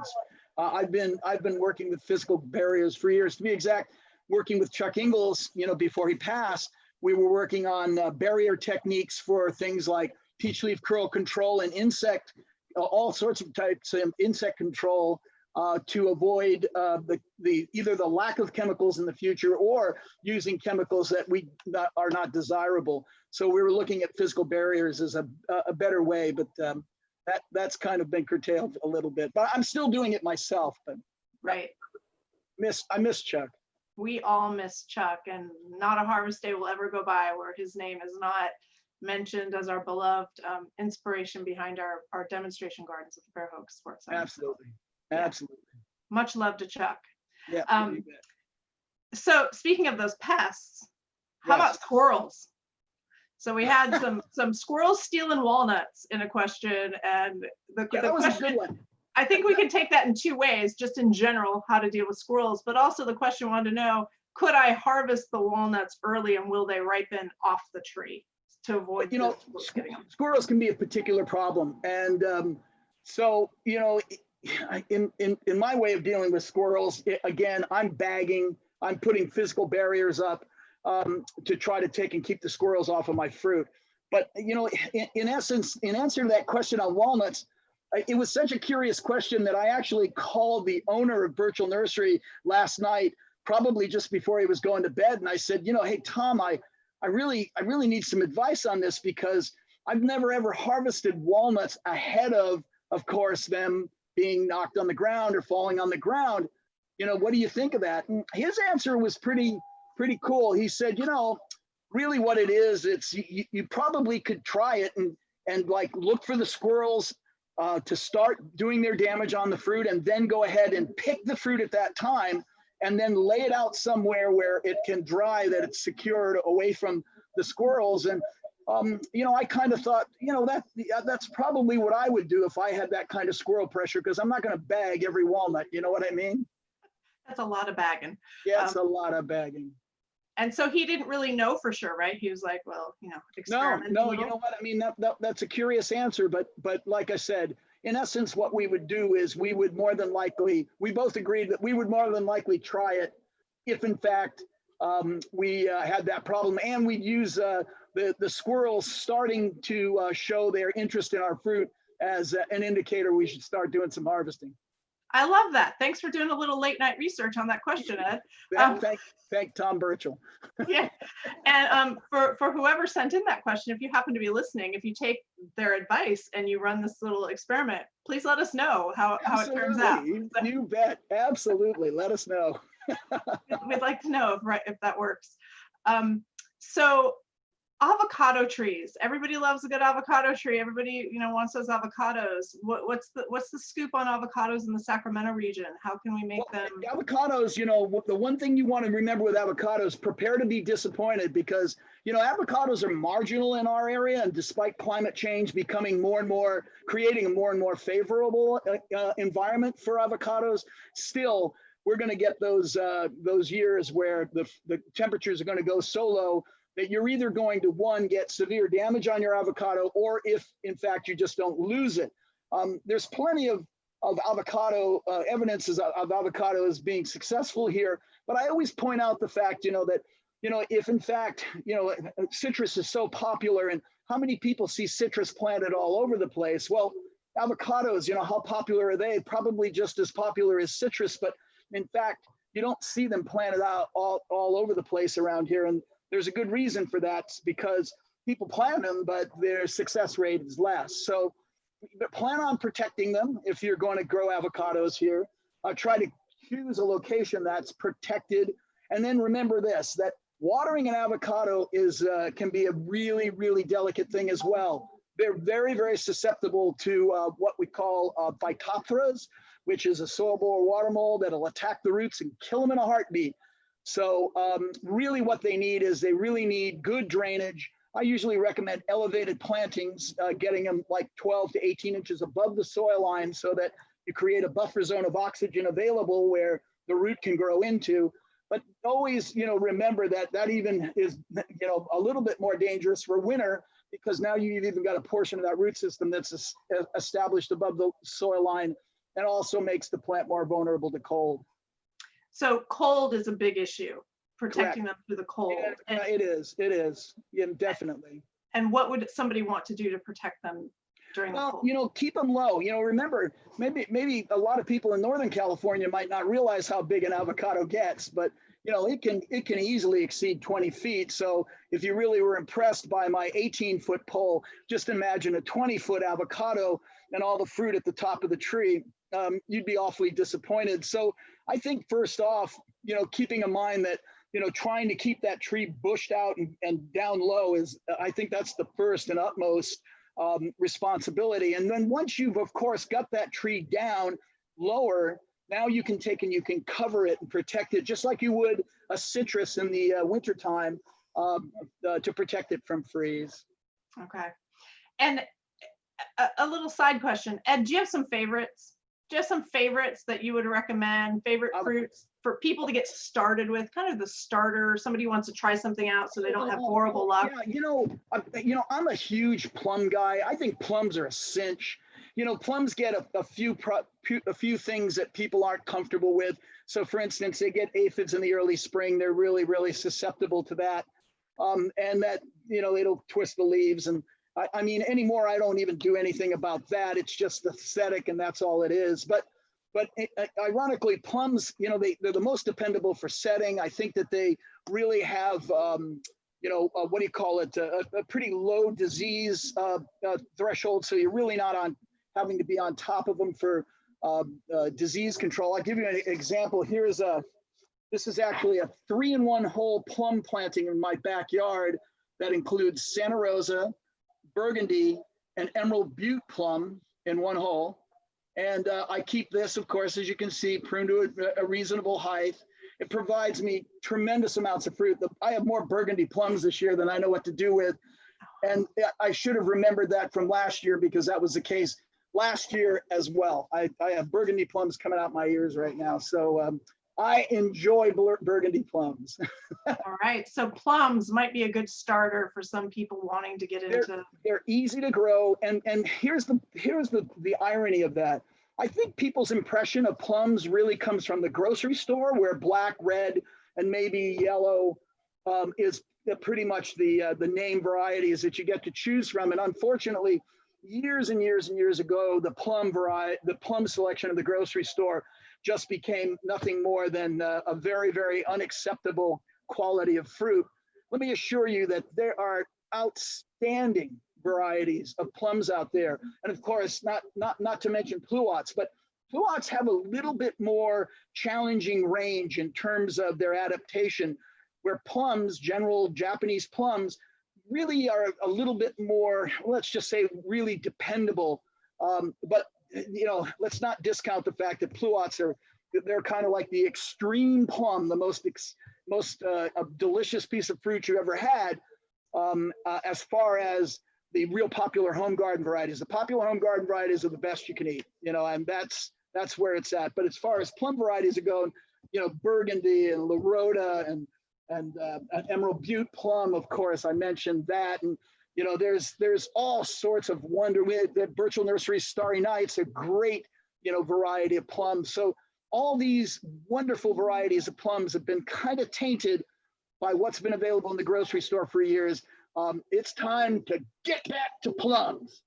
I like that, because when I asked that question, you said plums. I was like, really, plums? But that's a great point. There's a lot of varieties that people don't think about. And so again, get into the nurseries, ask a lot of questions, get some information about the varieties. Kind of in the fruit, with all my colleagues in the fruit business, we're kind of fruit snobs. We even like the moniker fruit snobs, and we all like to point out when people make points about how they don't like something. I guarantee you I could give you something that would knock your socks off, in almost every fruit category. But the fact is that most people are victims of their limited exposure to great varieties of fruit. And there is just a world of great varieties of fruit out there.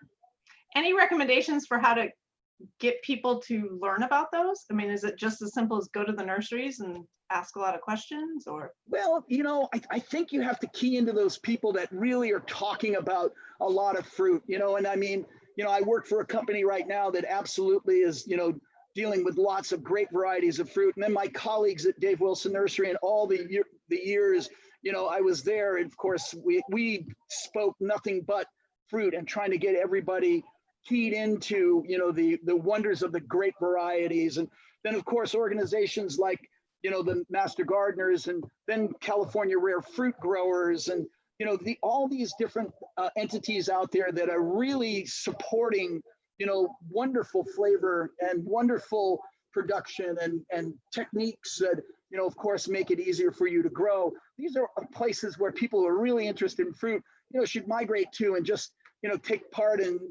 what they have to offer in terms of information to get them inspired. So we need to find some people with Ed Laivo fruit energy to go talk to. I'm told I have too much at times, so I apologize for that. Oh no, it's fabulous. Hey, I love it. Great recommendations for resources. Thank you. We have questions about grapes. You ready for a grape question? Sure, I'll do my best. Okay. And we're going to talk more about grapes later with the Master Gardeners. So if you want to throw anything to them, that's fine too. So we have somebody asking about young grapes and not being very productive, and again the whole irrigation thing. Is it too hot? So any tidbits on somebody who wants to get started with grapes? I kind of read that question, and the way I kind of summed up that question was, they seem to have a lot of issues or questions they need to be asking themselves. Like, for instance, this is on an arbor. So if you're going to grow grapes on an arbor, your point of origination of your plant and where the root system is going to have a lot to do with how the plant performs on top of the arbor. So I think, in essence, sometimes you've got to trace it back to the roots, so to speak, and see what's going on there. So in reference to that one question about, what they're experiencing with smaller grapes and things like that, I think that has a lot to do. Grapes are very adaptable and very easy to grow. Again, consistency becomes, I think the main question. You're like, of course, they don't require real fertile soils, and so you really don't have to have this ideal, planting situation to be successful with growing grapes. But I do believe that water, becomes a very key element in terms of size, getting good size on your grapes. And then of course, sunlight, and exposure, sun exposure become key. And of course, getting great flavor into your grapes. So, I think those two things. And then the pruning, and of course, there's so many great videos and so many great pieces done by the Master Gardeners on great production that I will pass that forward, because even the ones that we did for Dave Wilson with Chuck Ingalls actually out pruning in the vineyards or out pruning at Fair Oaks Hort were very, very good instructional videos on how to prune a grape. And I would recommend seeking those out. Those are tremendous. You're right. There's a lot of good videos, a lot of good resources about pruning too. Yeah. Ed, when people who are getting into growing fruit and fruit trees, if they do start researching and reading things, they're probably going to read a lot about chill hours and and what all that means. Can you explain that concept to people and how much they should be concerned about it in our region or Well, not? I'll tell you what, chill hours can differ dramatically, in our region, but ironically, one of the biggest things that's happening is we're becoming less and less cold here in Northern California. And so consequently, it used to be, we were really concerned about a lot of the standard Northern California varieties doing well in places like Marin and places like Santa Cruz and places like San Francisco. But now we're, for instance, cherries have had an awful time simply adapting to the lower winter chill and becoming successful in production and being productive. But there are varieties out there, and Lapin is probably one of the great examples of varieties of cherries, for instance, that absolutely have better low chill adaptability and are productive in lower chill climate. Now, I think we're all adjusting, but I think a lot of the old standard varieties of fruit, some of the old favorites, and most of the new varieties that are being introduced have kind of low chill from California, I should say. They really have low chill as a focus. So I'm not sure how much in Northern California we have to be concerned about chill, in that I think the nurseries really understand what does well and what doesn't do well in their region. And I know the nurseries throughout Northern California very well, and the people who work within them. And most of them are very conscientious about bringing in varieties that are successful in their area, simply for one reason.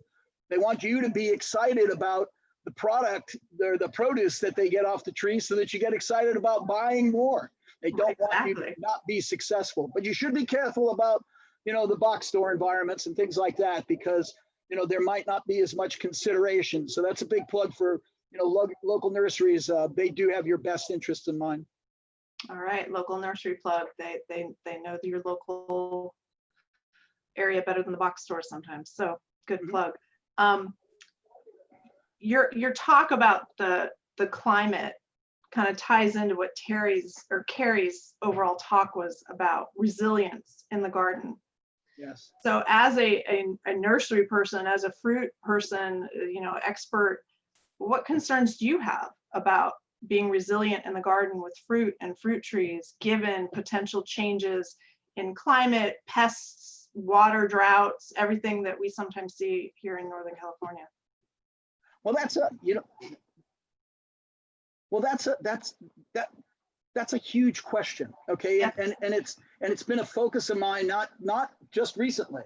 This has been a focus of mine for my entire career. And it's been, I'm a water advocate, so I've always looked at trying to look at ways to be able to save water, because I look at water in California as an incredibly vulnerable entity in gardening. And so I really want to take and create methodologies that actually support growing fruit trees with less water. And so, for instance, if I grow a fruit tree at half the size of a standard variety of fruit trees, of the fruit tree, what am I doing? Saving a lot of water, aren't I? Yes. So part of the incentive in even getting people to keep their fruit trees low is that fruit tree will require less water, in essence, to be able to sustain itself too. So I think water, number one, is a primary concern in how you irrigate. Clocks in clocks in California should be a mandate almost. And I don't want any more mandates in California, but clocks are essential in modern gardening to be able to regulate your water and really have an idea of exactly what kind of volume you're putting on and how much you're adjusting it to save, or even to add water like we would be doing during these hotter periods we're going through right now. The control that a clock offers is definitely important, and it's something that maybe we wouldn't have considered, say, back 30 years ago or 40 years ago, as greatly as we should be considering it today. As far as climate change is concerned, I think it's obvious, and I think that whether it's temporary or whether it's long term, I don't really care, because I'm kind of temporary myself the way I look at it. So I probably am dealing more in the moment, and the moment that I can, furthest I can see in front of me.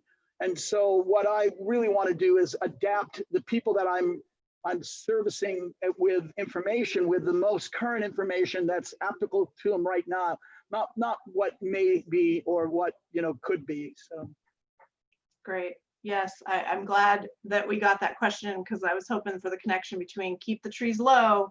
You're also really saving water, because if you have huge trees, that water's got to move all the way up that tree to service the whole tree. yeah, let me show you. Here, I got another picture, real cool, quick picture here. Okay. So here you go. There's a 14-year-old Santa Rosa plum tree held at 40 inches tall for 14 years. And you see that in the video. I actually show this tree when it was young, when I first planted it. And then you see its succession, I think up to 9 years in the video online. Well, this is after I left Dave Wilson, and this is one of my Conrad's colleagues there, Javier Singh, and he actually is standing by the tree. And unfortunately, they've removed it now. It's gone. But we never got any less than, say, 150, I think, in 2006 was our worst crop on that Santa Rosa plum ever. Most of the time we were trying to figure out how to get all the fruit out of it. And it was 40 inches tall. Some years we allowed it to get maybe 5 feet and 6 feet, but it always was our goal to keep it at 40 inches tall. So, you know, the amount of height relative to the amount of yield you get, you'll never be disappointed at the amount of yield you get when you're size controlling a tree. I guarantee, not the average home gardener. That's great. So we have about 5 minutes left, and I want to make sure that Ed Laivo gets all his best tips out to the people. So do you have any last thoughts about maintaining those small space fruit trees for the home gardener? Well, I think the best thing that I can recommend is this. You know, I've been in the edible landscape mode. You tipped your video, Ed. Pardon me? Your video camera. I did. There you go. You're back. Well, here you go. Cool. So anyways, so I think I've been in the edible landscape business for years and years and years and years and years. And back from the days that Rosalind Creasy actually coined the phrase edible landscape, and thank her for that. And my feeling is this, is that there's so many applications for fruit and sustainability in your landscape. And I think that one of the biggest problems that we've had in years is that people are afraid of pruning. And pruning is absolutely, I think Karrie's point about in Oregon at the famous rose garden up there in Portland, they'll go in and cut the trees off at or the roses off at the knee because of the hardy genetics. And I always make the point in my lectures that, you know, pruning aggressively on a fruit tree has one result. It has a result that the tree actually will tell you, you know, oh, maybe you shouldn't do it this way next time. It really doesn't say this is too big and now I have to do something to it that's really drastically, dramatically different by cutting it back incredibly hard just to get it under control.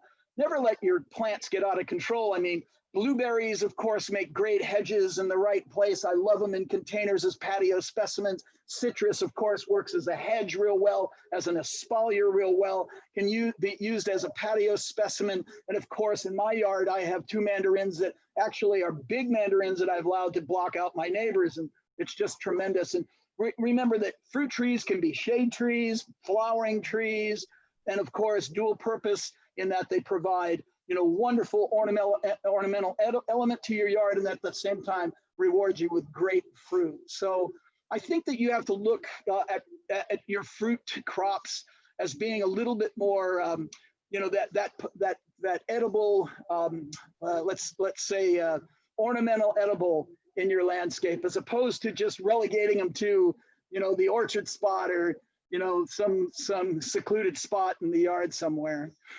to really make them a part of your landscape. Yeah, really make them a part of your landscape. I mean, if you came into my yard, you can see my yard on Ed Able Solutions on Facebook. It's pretty intense, but it's very, you know, my yard is sculpted and tiered, and I have my vegetable gardens are on every tier, but I have fruit trees, I have espaliers, I have 49 fruit varieties in my typical urban landscape. It's not an above.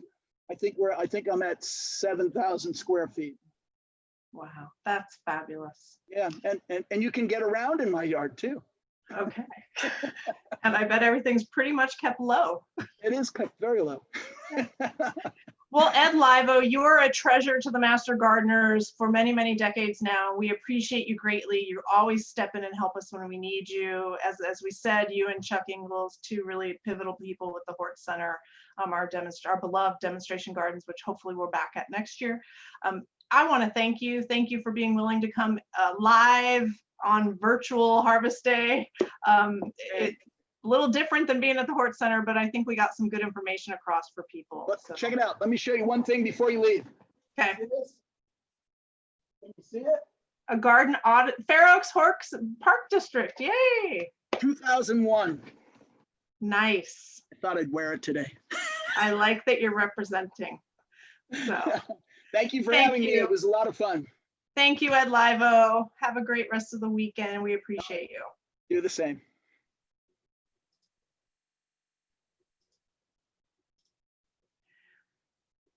Karrie, Reid, Ed Laivo, two amazing speakers, lots of great information.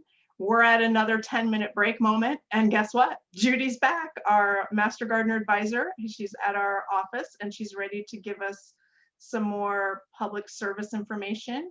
Judy, you need to unmute. And remember, this is a 10-minute break. We will be back with a panel of Master Gardeners at 11. So if you need to escape the computer for a moment, we completely understand. But Judy does have some good information for you. Judy. Judy, you're up. Reid and Laivo, two amazing speakers, lots of great information. We're at another 10-minute break. Yeah. At our office, which is ready to give You're us on, Judy. some more public service information. We need to unmute. And remember, this is a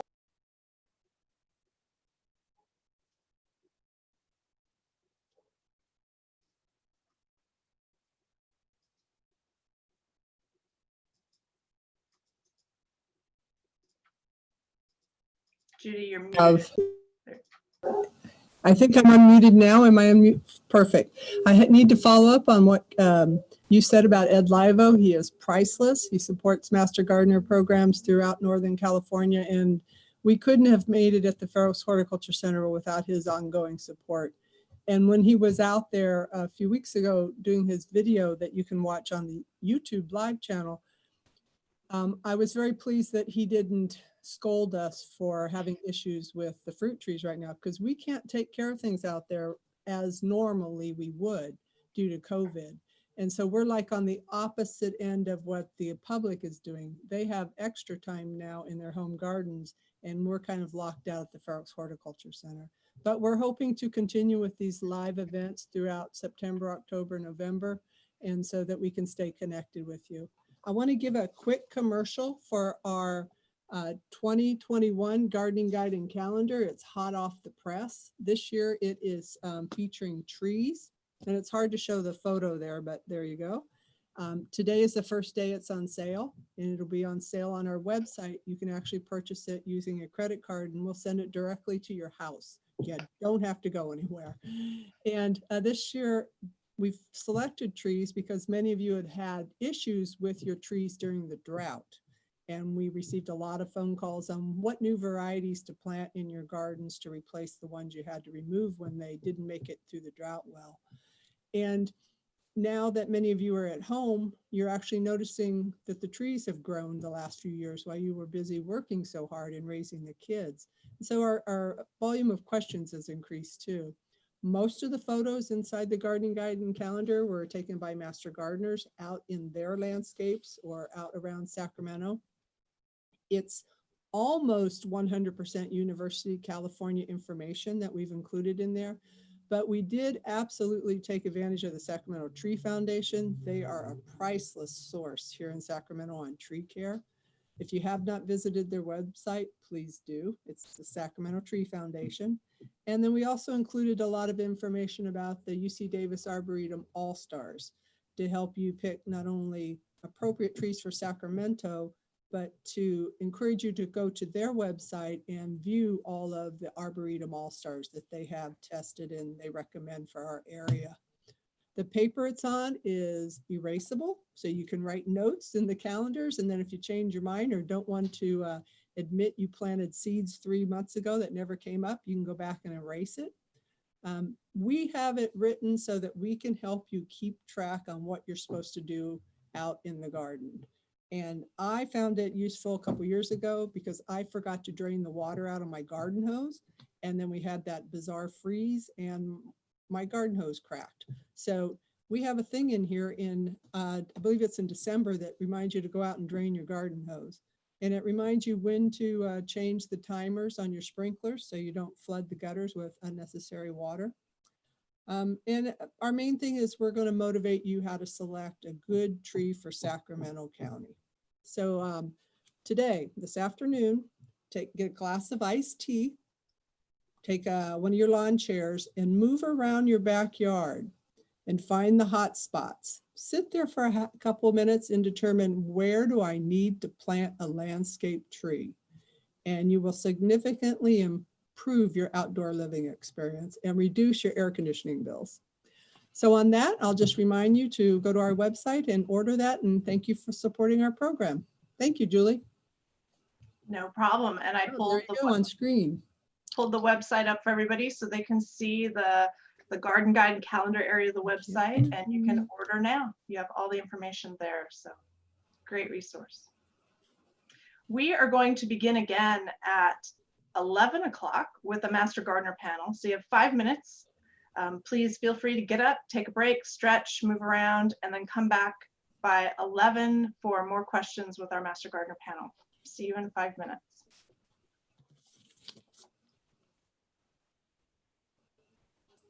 Let me turn this up. Okay. Hold on, we got- okay. Okay, if you could slide over just a little bit there. Let me get you up here.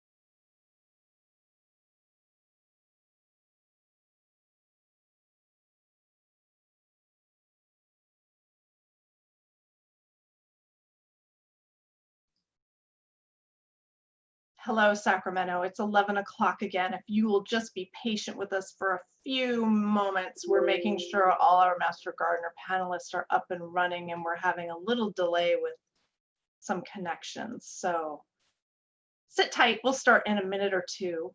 Pam, thumbs up. Are you hearing me?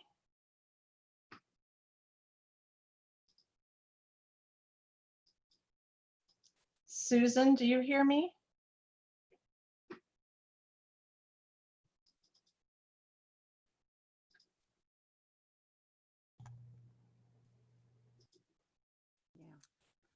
Hello, Sacramento. It's 11 o'clock again. If you will just be patient,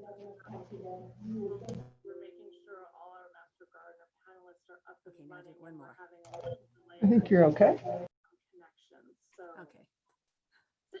So one thing for the panelists. Yeah. You need to not be listening to the YouTube live. So if you have that up and running, please turn that audio off because we get an echo in a background and there's a delay. So you want to be with us on Zoom. And I don't have a microphone for Susan. Just a second here.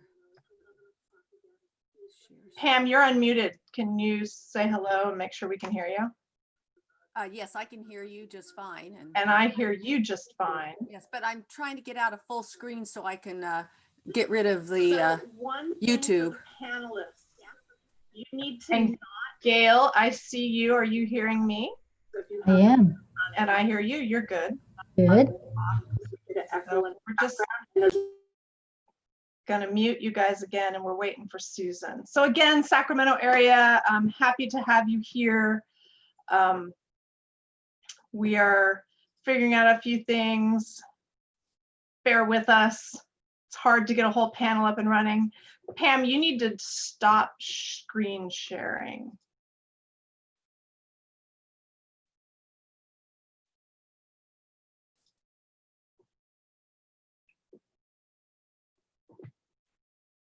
Pam, if you go to the top of your screen, you should have a button that says stop. Perfect.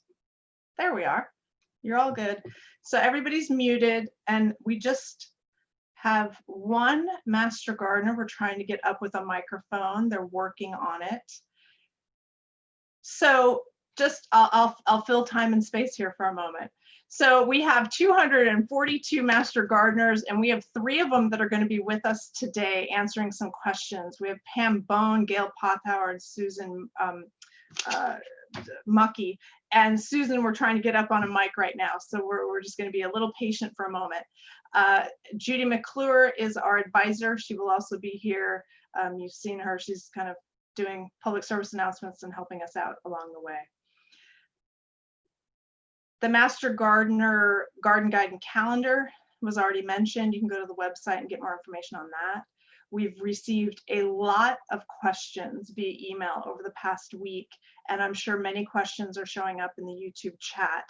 We won't be able to answer all of them in the amount of time we have, but we assure you that over the coming weeks, we will make sure that Master Gardeners look at those questions, get answers back to you. And we just ask for, again, what I mentioned at the beginning, a little patience. We've been inundated with questions as people are getting excited to be out in their yards and gardening again. So I'm gonna do one quick check if everybody wants to unmute, just to make sure we can hear everybody. I don't know that Susan has no indication of having a microphone. I'm unmuted. Pam, you're great. I can hear Okay. you. Great. Gail.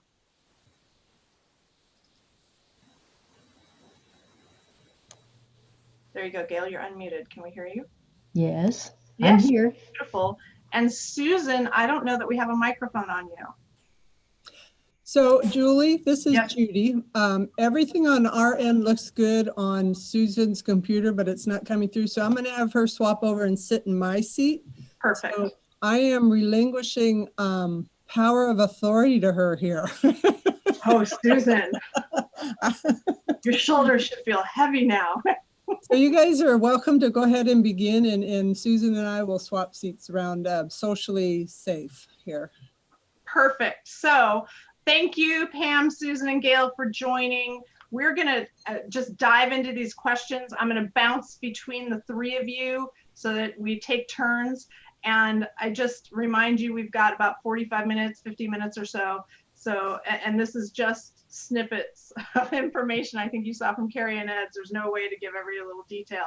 So any resources you want to share or direct people to is also greatly appreciated. So first up, I have all my questions on my tablet next to me. And Gail, let's start. Gail is all things vegetables, soil, vegetable pests, soil solarization, seed saving. So one thing that's come up a lot, Gail, in the questions is for new gardeners. What can new gardeners do? People are getting, well, I shouldn't say people are getting excited to be stay at home. People are getting tired of being stay at home, but spending more time in the yard and possibly setting up gardens. What top tips do you have for somebody, Gail, who wants to get started? Well, first off, there's a fair amount of work involved. Even if you have a small garden, this isn't a plant it and forget it kind of project. So just bear in mind that there's going to be some ongoing maintenance. But I think some of the important things to keep in mind is choose the right site. You want to have a site that has at least 6 hours of sunlight. Most vegetables need at least that. Provide good soil, and you can always add amendments and whatnot to make your soil better. Don't plant too closely. Even experienced gardeners do that. I did it again this year, planted something too close. So read the seed packet, find out how far apart to plant things. Choose plants that grow well in our area, and don't grow more than you can take care of.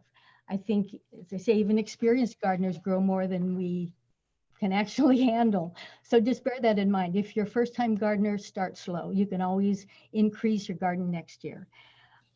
Water well and efficiently. It's good to have a water source close to your garden.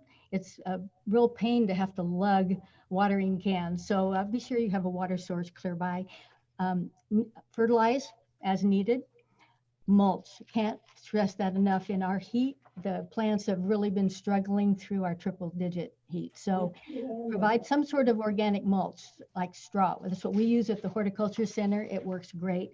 And that will keep the roots cooler. It will cause the soil to stay moisture. It won't dry out so fast. Look for and control pests, diseases, and weeds. This is part of the ongoing maintenance. Get out in your garden every day or two and just check for insects or any disease problems. Harvest at the right time and keep a journal. I can't stress that enough because you'll never remember what you did last year or the year before. Draw a little map. Where did you plant what? So that you can practice crop rotation. Don't grow the same thing in the same place every year. And write down what worked and what didn't. You know, what your family liked and what they didn't. We do have some publications that you can download off of our website that provides a lot of information. One is Vegetable Gardening 101. So if you go to our website, at the top, there's a little gold bar and click on publications and then Master Gardener publications. It's called Vegetable Gardening 101. It's an environmental horticulture note. 96 is the number. And it's about 7 pages long. So there's a lot of information, basic information to get you started, how to amend your soil, things like that. Also, we have another handout that you can download that will tell you when to plant in the Sacramento area. It's also one of our publications. It's called Sacramento Vegetable Planting Schedule. It's an environmental hort note 11. So if you go to the publications list, you'll find it. And it is kind of a guide for when to plant any crop that grows here. We have cool season crops and warm season crops. We're getting ready to start our winter garden. So if you follow that chart, it will tell you when to either start seeds or to put transplants in the ground. Gail, do you happen to have that chart with you? I do. Can you just hold it up so people can see? A little higher, higher, higher. So it's month by month, and it really tells you which crop, whether you're planting or transplanting. It's a great little pamphlet to go search for. So and it's two-sided, so it does cover basically any crop that can grow in our area. It's not in concrete. I mean, you could experiment a little bit outside the schedule, but basically this is the schedule that we follow so that you can have the best outcome with your crops. And I think that's about it. Those are the basic information for first-time gardeners. And just Just Great. practice, experience, you know, you're going to keep learning. We're always still learning, you know, things that don't grow well or that we have problems with, and know that you're going to have some problems because plants struggle through our hot summers. And so they're going to look really bad right now, you know, as they've been struggling. So just be aware that plants aren't always going to be pristine, and that your produce that you get might not be as pristine as what you get at the grocery store. But that's sort of the charm of growing your own produce. You have some odd looking things, but it will taste just fine. Or even better tasting. Or even better, actually, yeah. Yeah. So those are great tips, Gail. And I love that you pointed out the publications. And one thing I think is really important is writing things down. I wish yeah, I'd that done journal. more of that early on, you know, writing down, making maps. So journal, keep tabs of what you're doing. One thing, if I could throw in real quick, if you're a first-time gardener, you might want to have your soil tested. That's kind of crucial. Then you'll know what kind of fertilizers or soil amendments to add. That's also another publication on our website. It's Soil and Plant Tissue Laboratories. It's a garden note 130, and you'll find it in the list of our publications. So we encourage you to at least get one professional soil test when you're starting, so you have a baseline, you know where you're starting from. That's fabulous. Thanks, Gail. Mm-hmm. Pam, trees. Yes. Everybody wants to know about a good pruner, a good arborist, what to ask, what to look for. So can you give us some tips on that? Well, first of all, a lot of people will call into the Master Gardener office when we used to be in the office, and they would ask us, can you recommend a good tree trimmer or somebody to prune my trees? And we can't. We can't give specific companies or anything of that nature. So what we do is we try to instruct them on hiring a certified arborist. And a certified arborist is someone who has gone through the International Society of Arboriculture training, the ISA. They've had to take a comprehensive exam to test their knowledge about everything to do with pruning, fertilizing, cabling and bracing, any tree topic basically. Then they have to sign a code of ethics. They have to get continuing education every year, and they have to have workman's comp, insurance, and all of that liability so that they are covered. So there's a lot that goes into being a certified arborist. When you hire somebody that's just driving down the street with their pickup truck and their chainsaw, you don't know what you're getting. And we are very leery of people that don't have any credentials at all, because they may not even understand how to prune, how to make a proper pruning cut. If anyone asks you, oh, would you like to have your trees topped? You just start running the other direction, because they are not going to be doing the kind of work that a certified arborist is. So then we do recommend that people go looking for a certified arborist. And one of the ways to do that is to go to a website called treesaregood.org. And that's by the International Society of Arboriculture. And they have all kinds of information on tree care and tree selection. And they also have how to hire an arborist, or why hire an arborist, and meaning a certified arborist, and explaining exactly what to do. And then you can put your zip code in, or the city that you live in, and then you will soon have a certified arborist or several certified arborists that are in your area. So take a look at that particular website, and you'll find a lot of good information.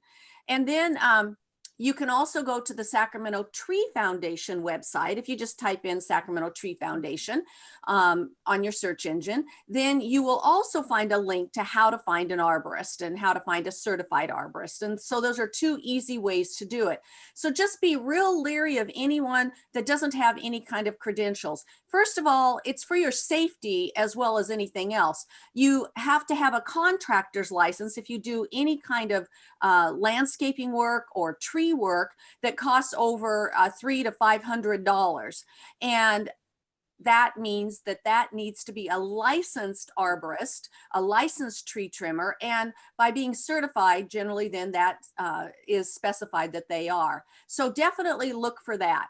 And then would you like me to get into just a few pruning tips and things that people should look for in pruning, so that they understand whether they're doing it themselves, or if somebody else is doing it, whether or not they know what they're talking about? I think that would be a perfect time to do Okay, this. I have a sample here. First of all, this is my big log, fireplace log that I saved. I would like to point out that one of the first keys to pruning, whether it's a fruit tree or a landscape tree, is that you always look for this swollen area right here or right here on a tree, big fat swollen area, and it's called the branch bark collar. You never cut in to the branch bark collar. Also, this little ridge of tissue up here is called the branch bark ridge.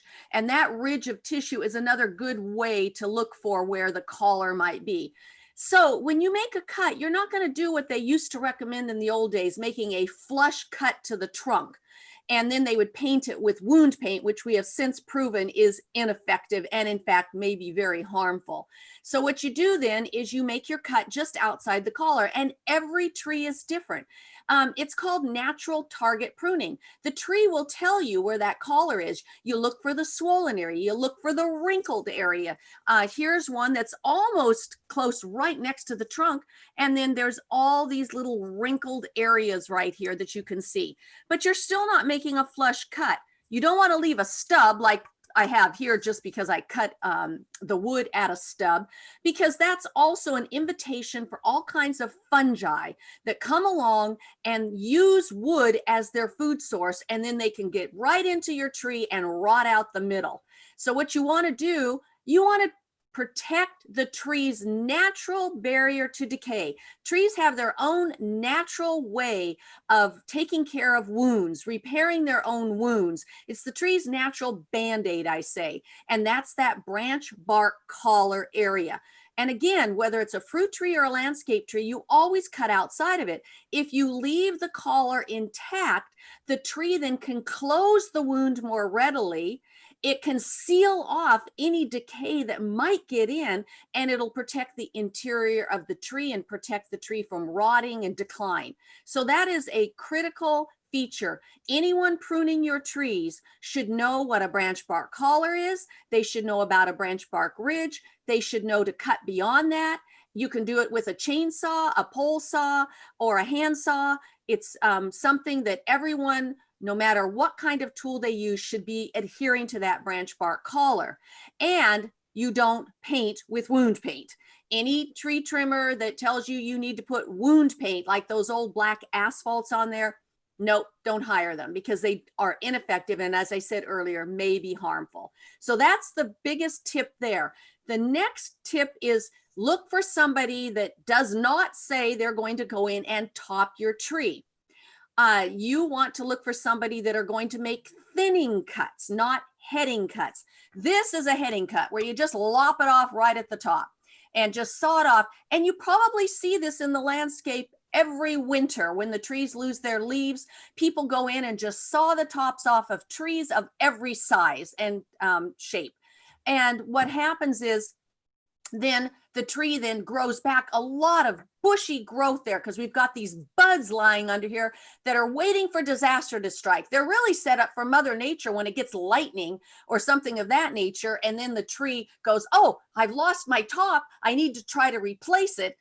And that's what we've done when we head. Heading, unfortunately, leads to severe decay. It leads to bark beetles and other borers coming into the tree. It leads to severe sunburn oftentimes. It leads to the splitting out of all that wood, because that wood isn't laid down when it was first initially growing and nice and strong and knitted well to the trunk or to the other branch. No, what it is, it's very weakly adhered and it splits out when a windstorm comes or it gets very heavy. So look for people that make thinning cuts, which is cutting all the way back to the base of the tree trunk or back to another limb, somewhere along there, back to the collar, not just lopping off the top. Trees don't get too tall. I'd like to remind people that they get as tall as they are genetically programmed to be. And if you don't want a 45 or 50-foot tree, then you probably should plant something smaller or take it out. But you will not solve the problem by topping it. In fact, you will create even more problems. So those are my two things about looking for a tree trimmer, a pruner, that they understand the branch bark collar, they understand the difference between topping and thinning, and that they hopefully are a certified arborist. Thanks, Pam. That's awesome information. And we definitely in the Sacramento region see that topping all the time. It drives me nuts. Unfortunately. Yes. Susan, you ready to talk compost? Yes. Yay. Susan's one of our compost extraordinaire people, vermiculture, everything. Susan, when we talk compost, a lot of people are concerned about the pests, the insects, the grubs, the things that are in there. So when looking at your compost pile, when you see that, how do people know what's good, what's bad, or is there good and bad, and what should they look out for as far as compost insects? Most of the insects that you're going to find in your compost pile are good. The earwigs, the millipedes, the centipedes, definitely you want the worms. And occasionally you're going to find the soldier fly larvae. And the soldier fly larvae are these prehistoric inch black bugs that are just very, very creepy looking. And most of the time, you're only going to come across them in just a small number. And occasionally you'll see them in your worm bin. What happens is if you have your worm bin outside, you will, the soldier fly will fly in through one of the little holes, lay its eggs on the vegetation that you have in there, and then the larva will hatch and you'll get these things. And most people get really nervous when they see them because they think, oh my gosh, what's going on? They're actually okay in small numbers. If they get too big in numbers, what happens is they start competing with the worms for food because the worms and the soldier fly larvae like the exact same things. The soldier fly larvae are great for chickens. So if you have chickens or pets, exotic pets that like bugs, they are great for that. The chickens just love them. They're a great source of protein, but I don't like to see too many of anything in either your worm bin or your compost pile, because that to me signifies there might be a problem. It might be too wet. There might be too much greenery in there. And so then you need to fix that. And you can fix it by adding more browns to your compost pile or putting less moist products in your worm bin. The other pest that you probably don't want to see in your compost pile is a colony of ants. And usually that signifies that your pile is too dry. And so what you need to do in that case is turn it and moisten it, and then those ants will disappear. That's great. So when you said you shouldn't see one thing dominating, it should be a nice mix of insects and things. Exactly. Except, you know, this is a shout out to worms. I would never say there was too many worms anyplace. True. Very true. Keep the worms coming, right? Yeah, the worms are like our friends, our pets, and do not speak ill of the worms ever. I love it. I love your passion for compost and vermiculture and worms. Gail, back to Gail. Winter gardens. Now that we've had all this stay at home and a lot of people, you know, worked with tomatoes and peppers and zucchini, some people might be getting excited like, oh, maybe I could do something in the winter. What tips do you have? What recommendations for easy things to get through a Sacramento winter? What ideas do you have for them? Actually, in Sacramento, we're pretty fortunate because we can grow things all year. We have cool season crops and warm season crops, and in a lot of the part of the country, they can't because they get snow and freezing. So we're really fortunate. Now is the time to start some cool season crops. The problem is you may not be quite ready to take your tomatoes and peppers and melons out. So you need a little bit of planning so that you know that you'll have a bed that frees up sometime in the summer, late summer, so that you can then start your winter garden. We're going to be starting seeds probably next week for the Horticulture Center for our cool season crops. But when I mentioned earlier about that vegetable planting schedule, you can follow that calendar. And on there, I'm looking at it right now, and it says we can start beets and carrots, broccoli, cauliflower, lettuce, Kale, chard. Chard is actually a pretty easy crop for a beginner gardener because it doesn't attract very many pests. It's easy to grow, it's colorful, of course, it's nutritious, and it's one of the cool season crops that if you have it in an area that doesn't get total sun in the summer, you might be able to keep it over winter and have it grow the following season. I've been fortunate to be able to grow chard for a couple years in a row, as long as you have it in a spot that maybe gets some afternoon shade. It's also time to plant garlic and shallots, and radishes are another easy thing. Radishes are a quick growing plant. You direct seed them in the ground now, and they have a long growing season, so you can go clear into next spring. And they grow quickly. So it's a good crop to grow if you have young children, because what child doesn't like a radish? They're colorful and they grow quickly. Spinach and cabbage, all the greens are cool season crops. And so those are all things you can start like about mid-August, maybe through November, December. But if you download that chart, it will tell you when to be starting either seeds directly in the ground or transplants. So cool season crops, I think, are actually some of the easier things to grow. They're not quite as stressed typically as our warm season crops. They don't have to go through all the heat that we have during the summer. It takes less irrigation because hopefully the rains come and that takes care of the irrigation for you. I do suggest that you still mulch. We're big believers in mulch.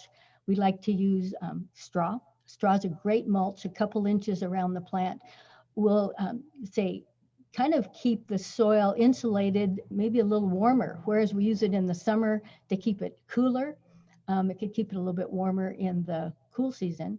And also it'll keep the rain, when we do get it, from splashing up onto the leaves, which can spread some diseases. So probably the easiest things: radishes, peas, chard, lettuce. Carrots are fun if you have kids. Maybe do the little round carrots rather than really long carrots like you see in the grocery store. So there's varieties that are round like a radish, and so kids would enjoy that. So they're well adapted to small areas. They have a shallower root system than most of our summer crops. So if you need to grow in a container, get a pretty good sized container, something 12 to 16 inches in diameter. They are a little more shallow rooted, so you don't need like a wine barrel or something like that necessarily. But cool season crops are easy and fun. So yeah, give them a try. And if you don't have room in your garden, try something in a container. Okay, that was what I was going to ask, because I know a lot of people heard what you first said.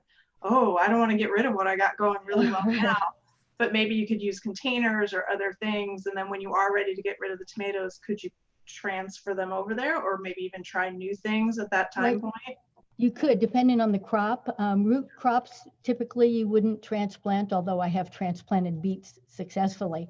But to say you were growing lettuce or chard or kale or something like that in a container, and then come September, October, you have an area of your summer garden that's now cleared out. Those beans are shot, so you took them out. You could then transplant it into that section of your garden, or keep it in a container.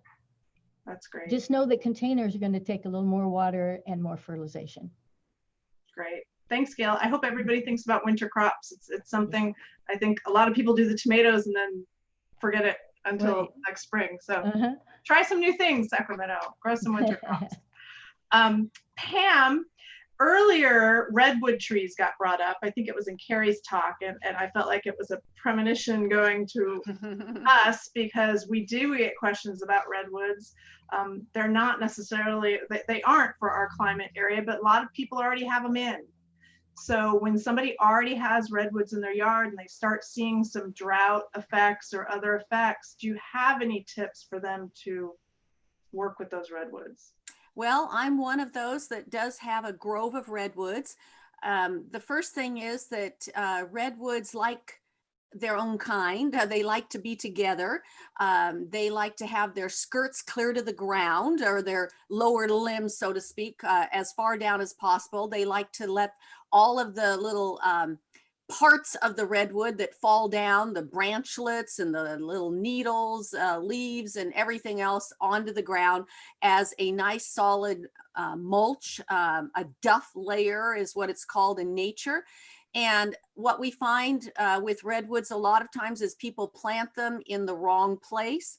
And if they are in a landscape that is off by itself, doesn't have mulch, isn't with another one where they can kind of shade each other and make their own microclimate, they suffer greatly. And we're not really recommending them anymore because of the fact that they do take a lot of water. And you can manage them if you're careful and you do it right. Mine came through the drought with flying colors, but I let them borrow from the lawn that was just watered once a week. Their roots go for miles, it seems like. And they had a very thick layer of their own natural mulch everywhere. Plus the branchlets were all down low to the ground. So they came through quite well. However, many people are actually seeing the results of drought that we had a few years ago showing up now, not just in redwoods, but in many trees, but redwoods particularly because they are more sensitive and need more water. So the problem is that what we're seeing now when someone calls in or sends us a query about redwoods, the top's dying back, they're browning on the edges. Redwoods pretty much don't really have any diseases or pests for the most part in the landscape. And so and I say diseases, I mean biotic diseases, diseases that are caused by a fungi or a bacteria or some other pathogen. What they mostly have are abiotic problems, environmental problems. So what you're seeing with the redwoods, a lot of times it depends. If it's an older redwood, it could definitely be a result of the drought and the fact that it got limited water. People made huge mistakes during the drought in taking lawns out or letting them die, but forgetting that the trees must have water, and they didn't water them. And so I've seen a lot of redwoods that maybe hung on, but are now suffering and are in the decline. And once a tree really starts to decline, then it's a real severe problem trying to get them back. You can try, quote, deep watering and making sure that you put sufficient quantities of water around them. But once you see a redwood top starting to die back and browning from the new growth in, usually that is an indication that the tree is in decline and is probably going to die. Now let's go back to maybe if they have a young redwood, one that's just been planted in the last few years. There are two things that are the most severe cause or the most likely cause of damage to that tree and why it's doing poorly. One, redwoods are very fast growing in a container. And actually a lot of trees have this problem because I can show you sample after sample after sample. Is that how a root should look when it comes out of a container? And any of you watching are probably going, absolutely not. Circling around, and I have about 5 more samples there and another box of them of tree roots just that go round. Here's a young one, here's a little bit older one. Redwoods are particularly prone to these circling, girdling roots or being pot bound because they're very fast growing in the container. They may not get moved up from the 1 gallon to the 5 quickly enough. Then they get girdled even in the 5-gallon container. This was a 15-gallon tree that girdled and went round and round and round while it was in the 1 gallon. So this is a very common problem with many landscape trees. It's particularly bad during a recession or during a time when nurseries can't sell their trees well because they sit in the containers and they don't get potted up fast enough. You know what this does? This shows up as drought stress. And people go, oh, the tree's in drought. And they think, oh, just pour on the water. And the tree usually dies even more quickly. And what it is that the roots are so wrapped around, they can't get out and explore into the surrounding soil to take up water. And plus, it's very hard for water to go up a root that's all kinked and curled. Have you ever tried to get water through a kinked garden hose? It's next to impossible. So then what the tree starts to do is it starts to die back and look like it's wilting, looks like it's browning or yellowing, can't get fertilizer or nutrients that are in the soil either. So the leaf starts to yellow.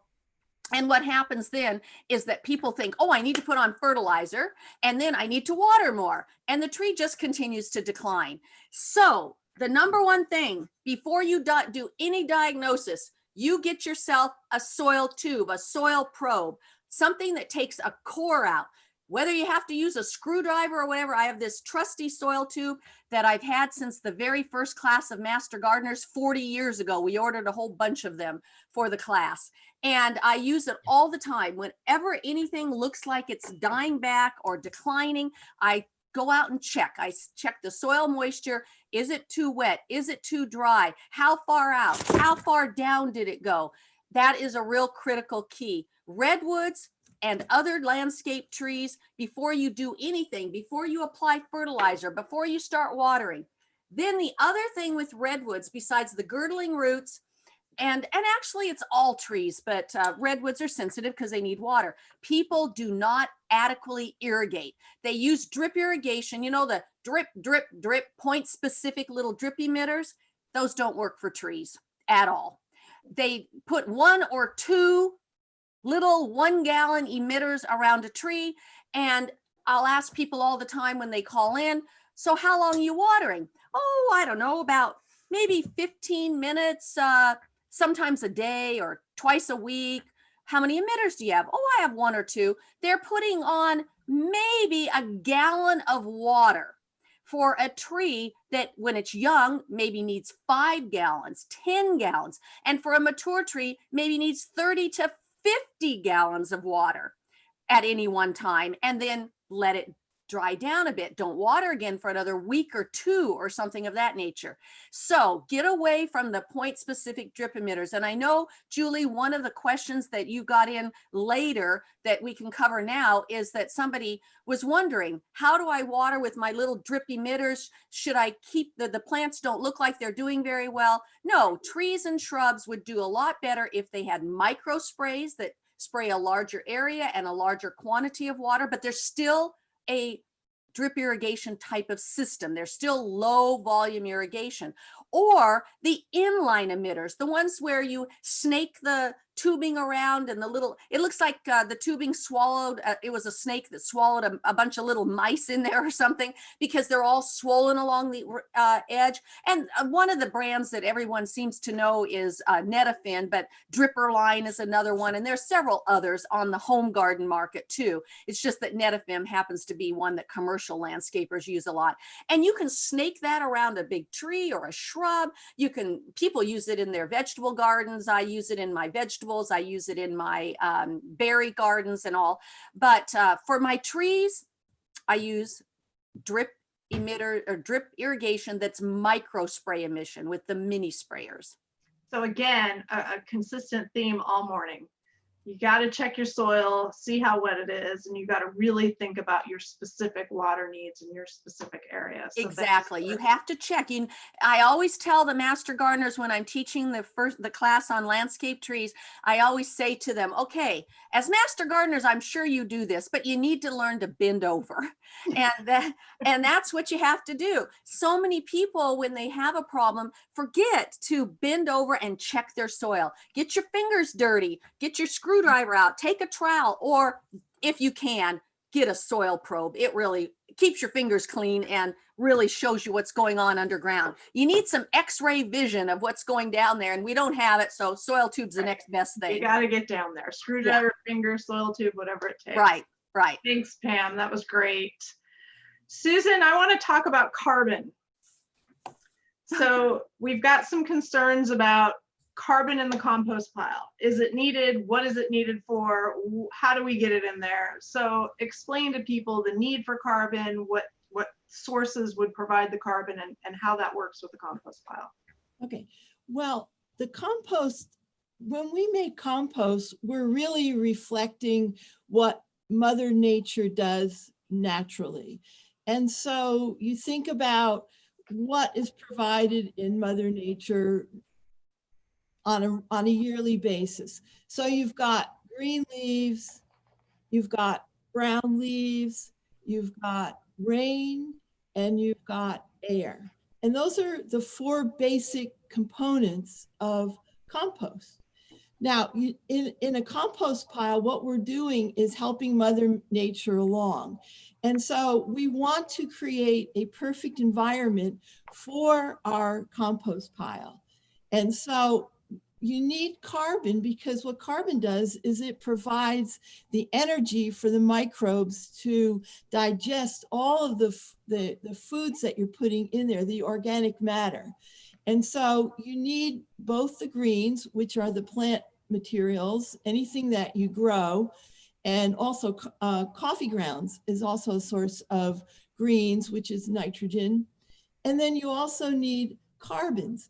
And the carbon, as I said, provides the energy for these microbes to start breaking all this stuff down. It also, a lot of times people think that, oh, I need to start my compost pile in the summertime because I need heat. Well, that's not exactly true. The ambient temperature around a compost pile really doesn't have a lot to do with what's going on inside the compost pile. And so what the bacteria and the fungi do is they consume this carbon and the nitrogen. And by doing that, they're creating gases which actually release the heat in your compost pile. Now, somebody had asked a question about, should I use paper towels? And paper towels years ago might have been a good source of carbon. However, now the way that they're making paper towels, I would probably not use them because there's probably some polyester involved or some other things that they're using in formulating these quicker picker-uppers like Bounty.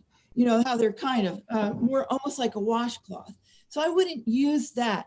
I would use more natural things like straw or newspaper, the Sacramento Bee, or brown leaves is a great source of carbon. Those are the things that we tend to go towards. You can also use some shavings. If you know somebody that's got a woodworking shop, you can use that as carbon as well. And just make sure it's not anything that's been treated. Like you don't want plywood because that has some glues in there and you don't want that. So we like to keep our compost pile natural. We like to use only things that are natural and not synthetic in any way.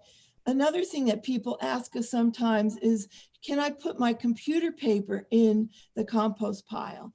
And we say no, because it's a lot of times you're using a laser printer, and laser printers are actually, the printing is actually a petroleum-based kind of ink. And so you don't want to put that in your compost pile. Also, a lot of computer paper is processed quite heavily, and you don't want that in your compost pile either. And I always say, you know, put the Sacramento Bee in there or any other kind of newspaper, but not the shiny stuff, because that will not decompose.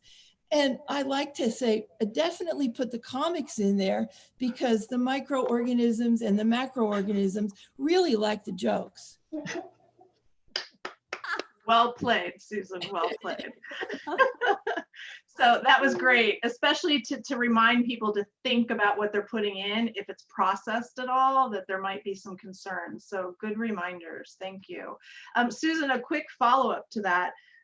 Questions are being asked about future compost events. And I know we're at stay at home now, so big events may not be happening, but can you tell us about, because the compost program for the Master Gardeners is so robust, what plans do you have?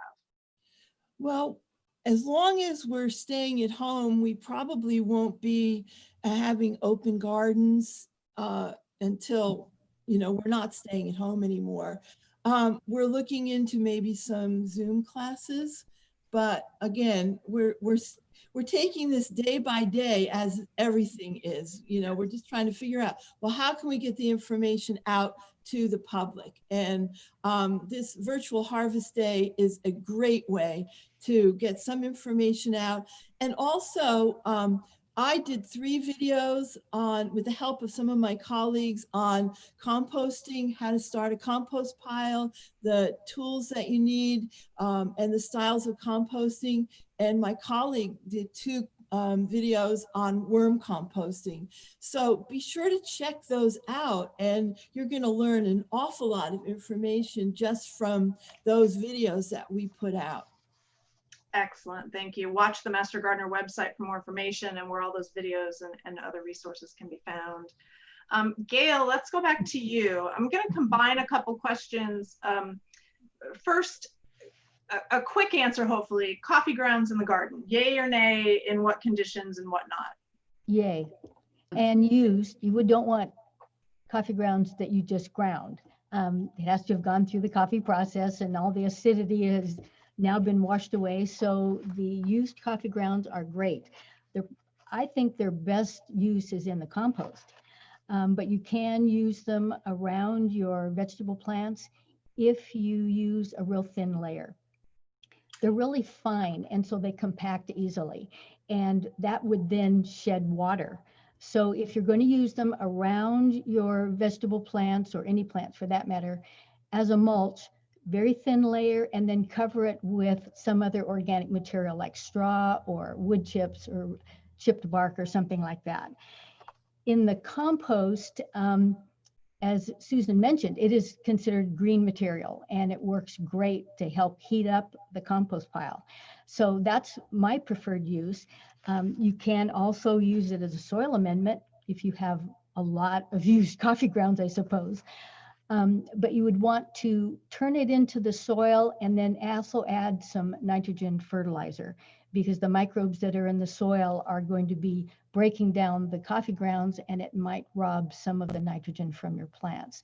So if you're going to use it as a soil amendment, add a little bit of nitrogen fertilizer.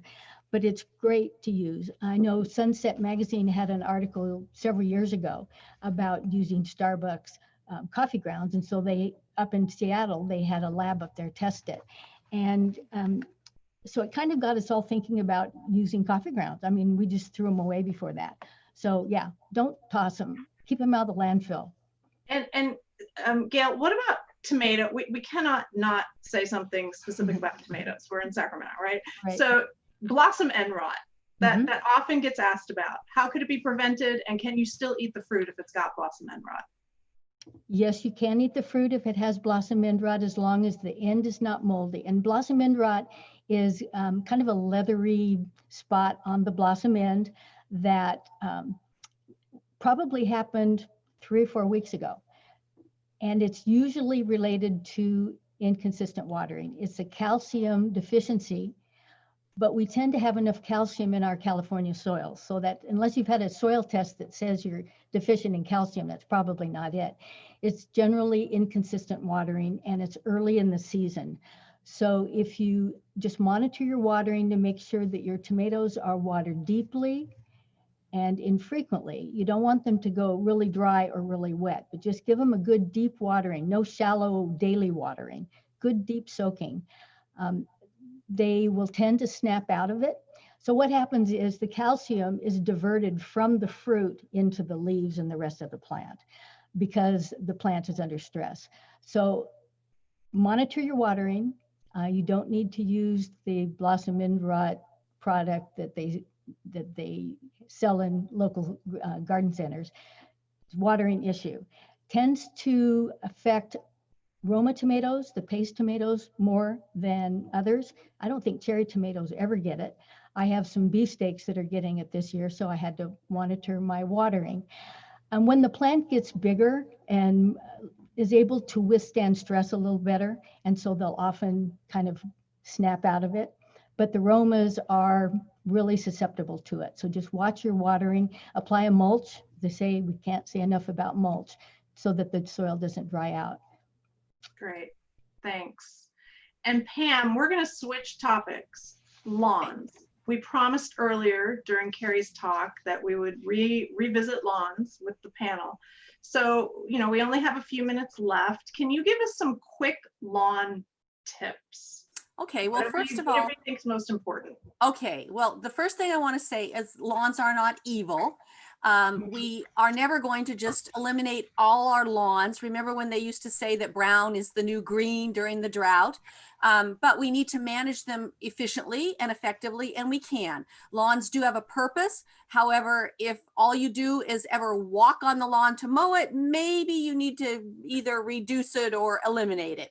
However, if you do have a reason for it, if it gives you a nice cooling effect, then a lawn is something that you want to manage efficiently. And what you want to do, I remember seeing Karrie talking about aeration and dethatching and all of those things. Those come after selection, if you can do the selection yourself, if you haven't inherited a lawn. There are two types of lawn grasses. There are the warm season, Bermuda grass, St. Augustine, zoysia, those kinds of things. And people get all excited when they see these new ads for this grass that will just tolerate all this heat and just do wonderfully. And then they look and look at the fine print and find out that it's a special kind of a zoysia or a different kind of Bermuda grass, or maybe that St. Augustine, which is a very coarse grass. I remember early in my career with Cooperative Extension, one of the advisors said, you know, you have St. Augustine if someone calls up and asks you what this grass is, if you set your baby on it and they start crying because it is so rough. And so normally people then say, oh, that's great. All those grasses, they tolerate drought and they do really well in our heat. But guess what? They turn dormant in the winter. So they're brown for months on end. So most people will plant cool season grasses. And it used to be in the old days, it was all the old Kentucky bluegrass, but they don't like our heat. They get all kinds of fungus diseases and have a lot of problems. So luckily, we switched over to the turf type tall fescues. And that's what most people will grow. They are still a cool season grass though. And so they still do need adequate watering. Usually if you do it efficiently and effectively, twice a week watering is sufficient.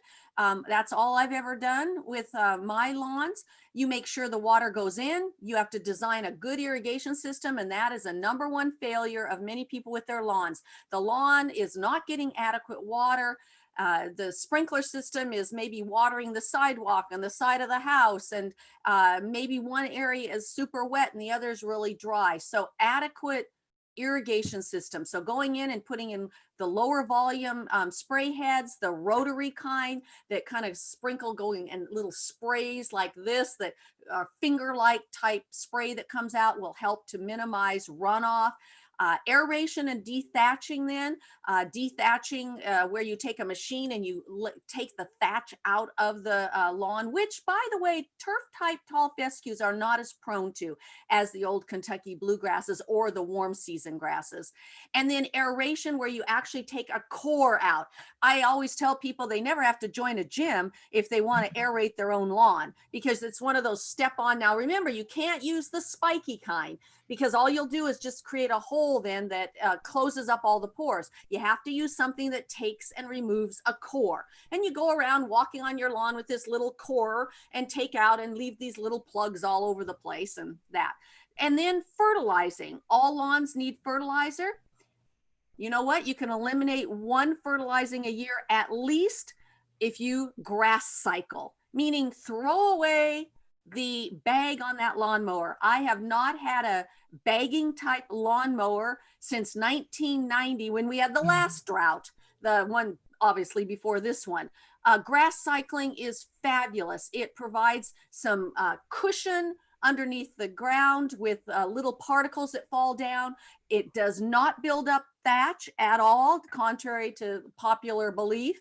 And it keeps the soil a little bit cooler, a little bit moisture, and it provides a nitrogen source and a little bit of P and K. So you can eliminate a fertilizing. So if you grass cycle, mowing correctly, putting on some fertilizer in the spring, and then typically an all-purpose fertilizer in the fall with P and K. You can use straight nitrogen the rest of the year. Don't fertilize now. July and August, never fertilize a lawn. It is very stressful. Cool season grasses sort of go semi-dormant in the summer months. If you notice, you're probably not having to mow as much. If you start trying to push a lot of growth with too much water, too much fertilizer, that lawn is going to suffer.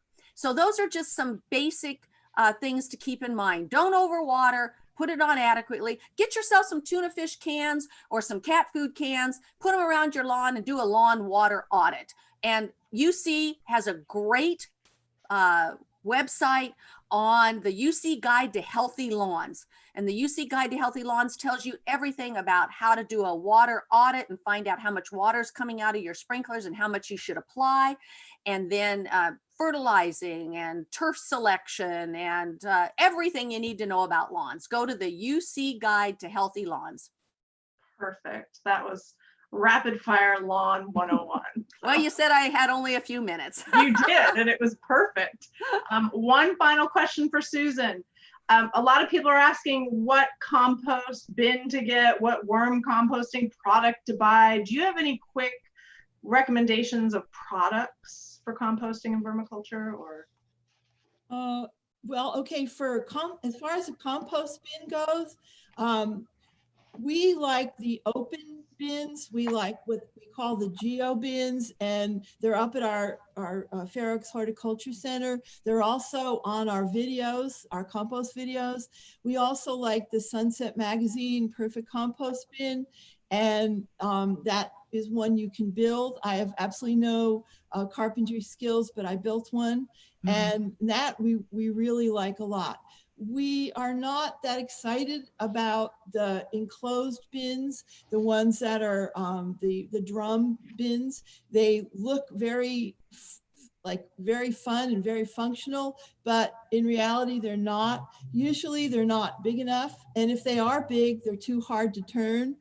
A while ago, many years ago, we had this one big tumbler up at the Horticulture Center, our teaching garden, and it took 3 of us to turn it. And so that's not something you're going to want, especially if you fill it up. The other thing about these circular type compost bins is they really don't mix the compost, not the same way that you would do it with a pitchfork and actually moving your compost pile from one area to the other area. And so that really aerates it. It really mixes things around, and you can really see what's going on in your compost pile. You can see, well, is it heating up enough? If it's not heating up enough, I need to add some more, maybe some nitrogen. If it's getting too hot, I need to add some more carbon. Is it wet enough? Those kinds of things. You can also look for soldier fly larvae in there by actually turning. But we just find the circular bins are, they basically make an anaerobic mess, which means that it starts smelling and it's too wet, and you don't really get enough volume in there to actually make an efficient compost pile. As far as worm bins, we just like very simple ones. We will just take a 10-gallon Rubbermaid container, and then we'll put bedding in there. And types of bedding that we like are, we like pine shavings. That's one good source. We also like newspaper, and here's another shout out to worms. You can see that this is, are we okay? Hold it back. Perfect. I don't want to dump this all over Judy's computer. She will never forgive me. Anyway, you can see this is how my newspaper started. 6 months later, this is my worm compost. Nice. I didn't do a darn thing. Those worms did it all for you. Worms do the whole thing. They make great pets. They don't throw big parties or anything. They're very quiet. You can go away on vacation. You don't need to hire a sitter for them. You just throw them a pumpkin or something, and they're happy as can be. So love the worm. a lot of times people will like to use those can of worms, and those are fine, except that I find that they're kind of small. And so you don't always want what's cute. You really want more what's going to be working well. And so I actually have 4 compost bins, and they aren't cute. Believe me, they're not cute, but they work really well. Well, Pam Bone, Gail Pothauer, and Susan Mucky, we could just keep talking for hours. I mean, the questions are endless. I am truly lucky to have you as Master Gardener colleagues, along with the other 200+ members we have. We have an amazing cohort of people who are excited to talk to people about gardening and horticulture and water and everything. So I will second that. yes, we have a fabulous group. So thank you all for being here. Thank you for agreeing to do this. I do want to end by sharing my screen and showing our website.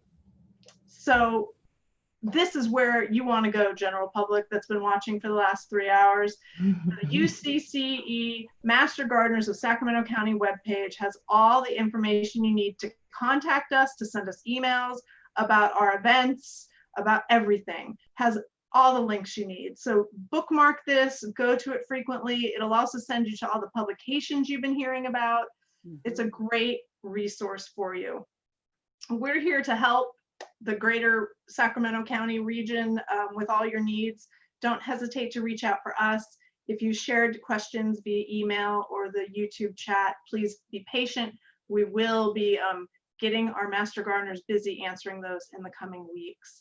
Thank you so much for your endless support of our program. And we are equally disappointed not to be out at the Fair Oaks Hort Center, but health first, and we're all staying safe. And that's what I wish you. Go get your hands dirty in the garden and stay safe and be well. And happy 40th anniversary to the Master Gardener program. Yes, we are 40 years young right now. Yeah. So True. we're plugging along. Thank you all very much. Thank you, Julie. Thanks, Julie.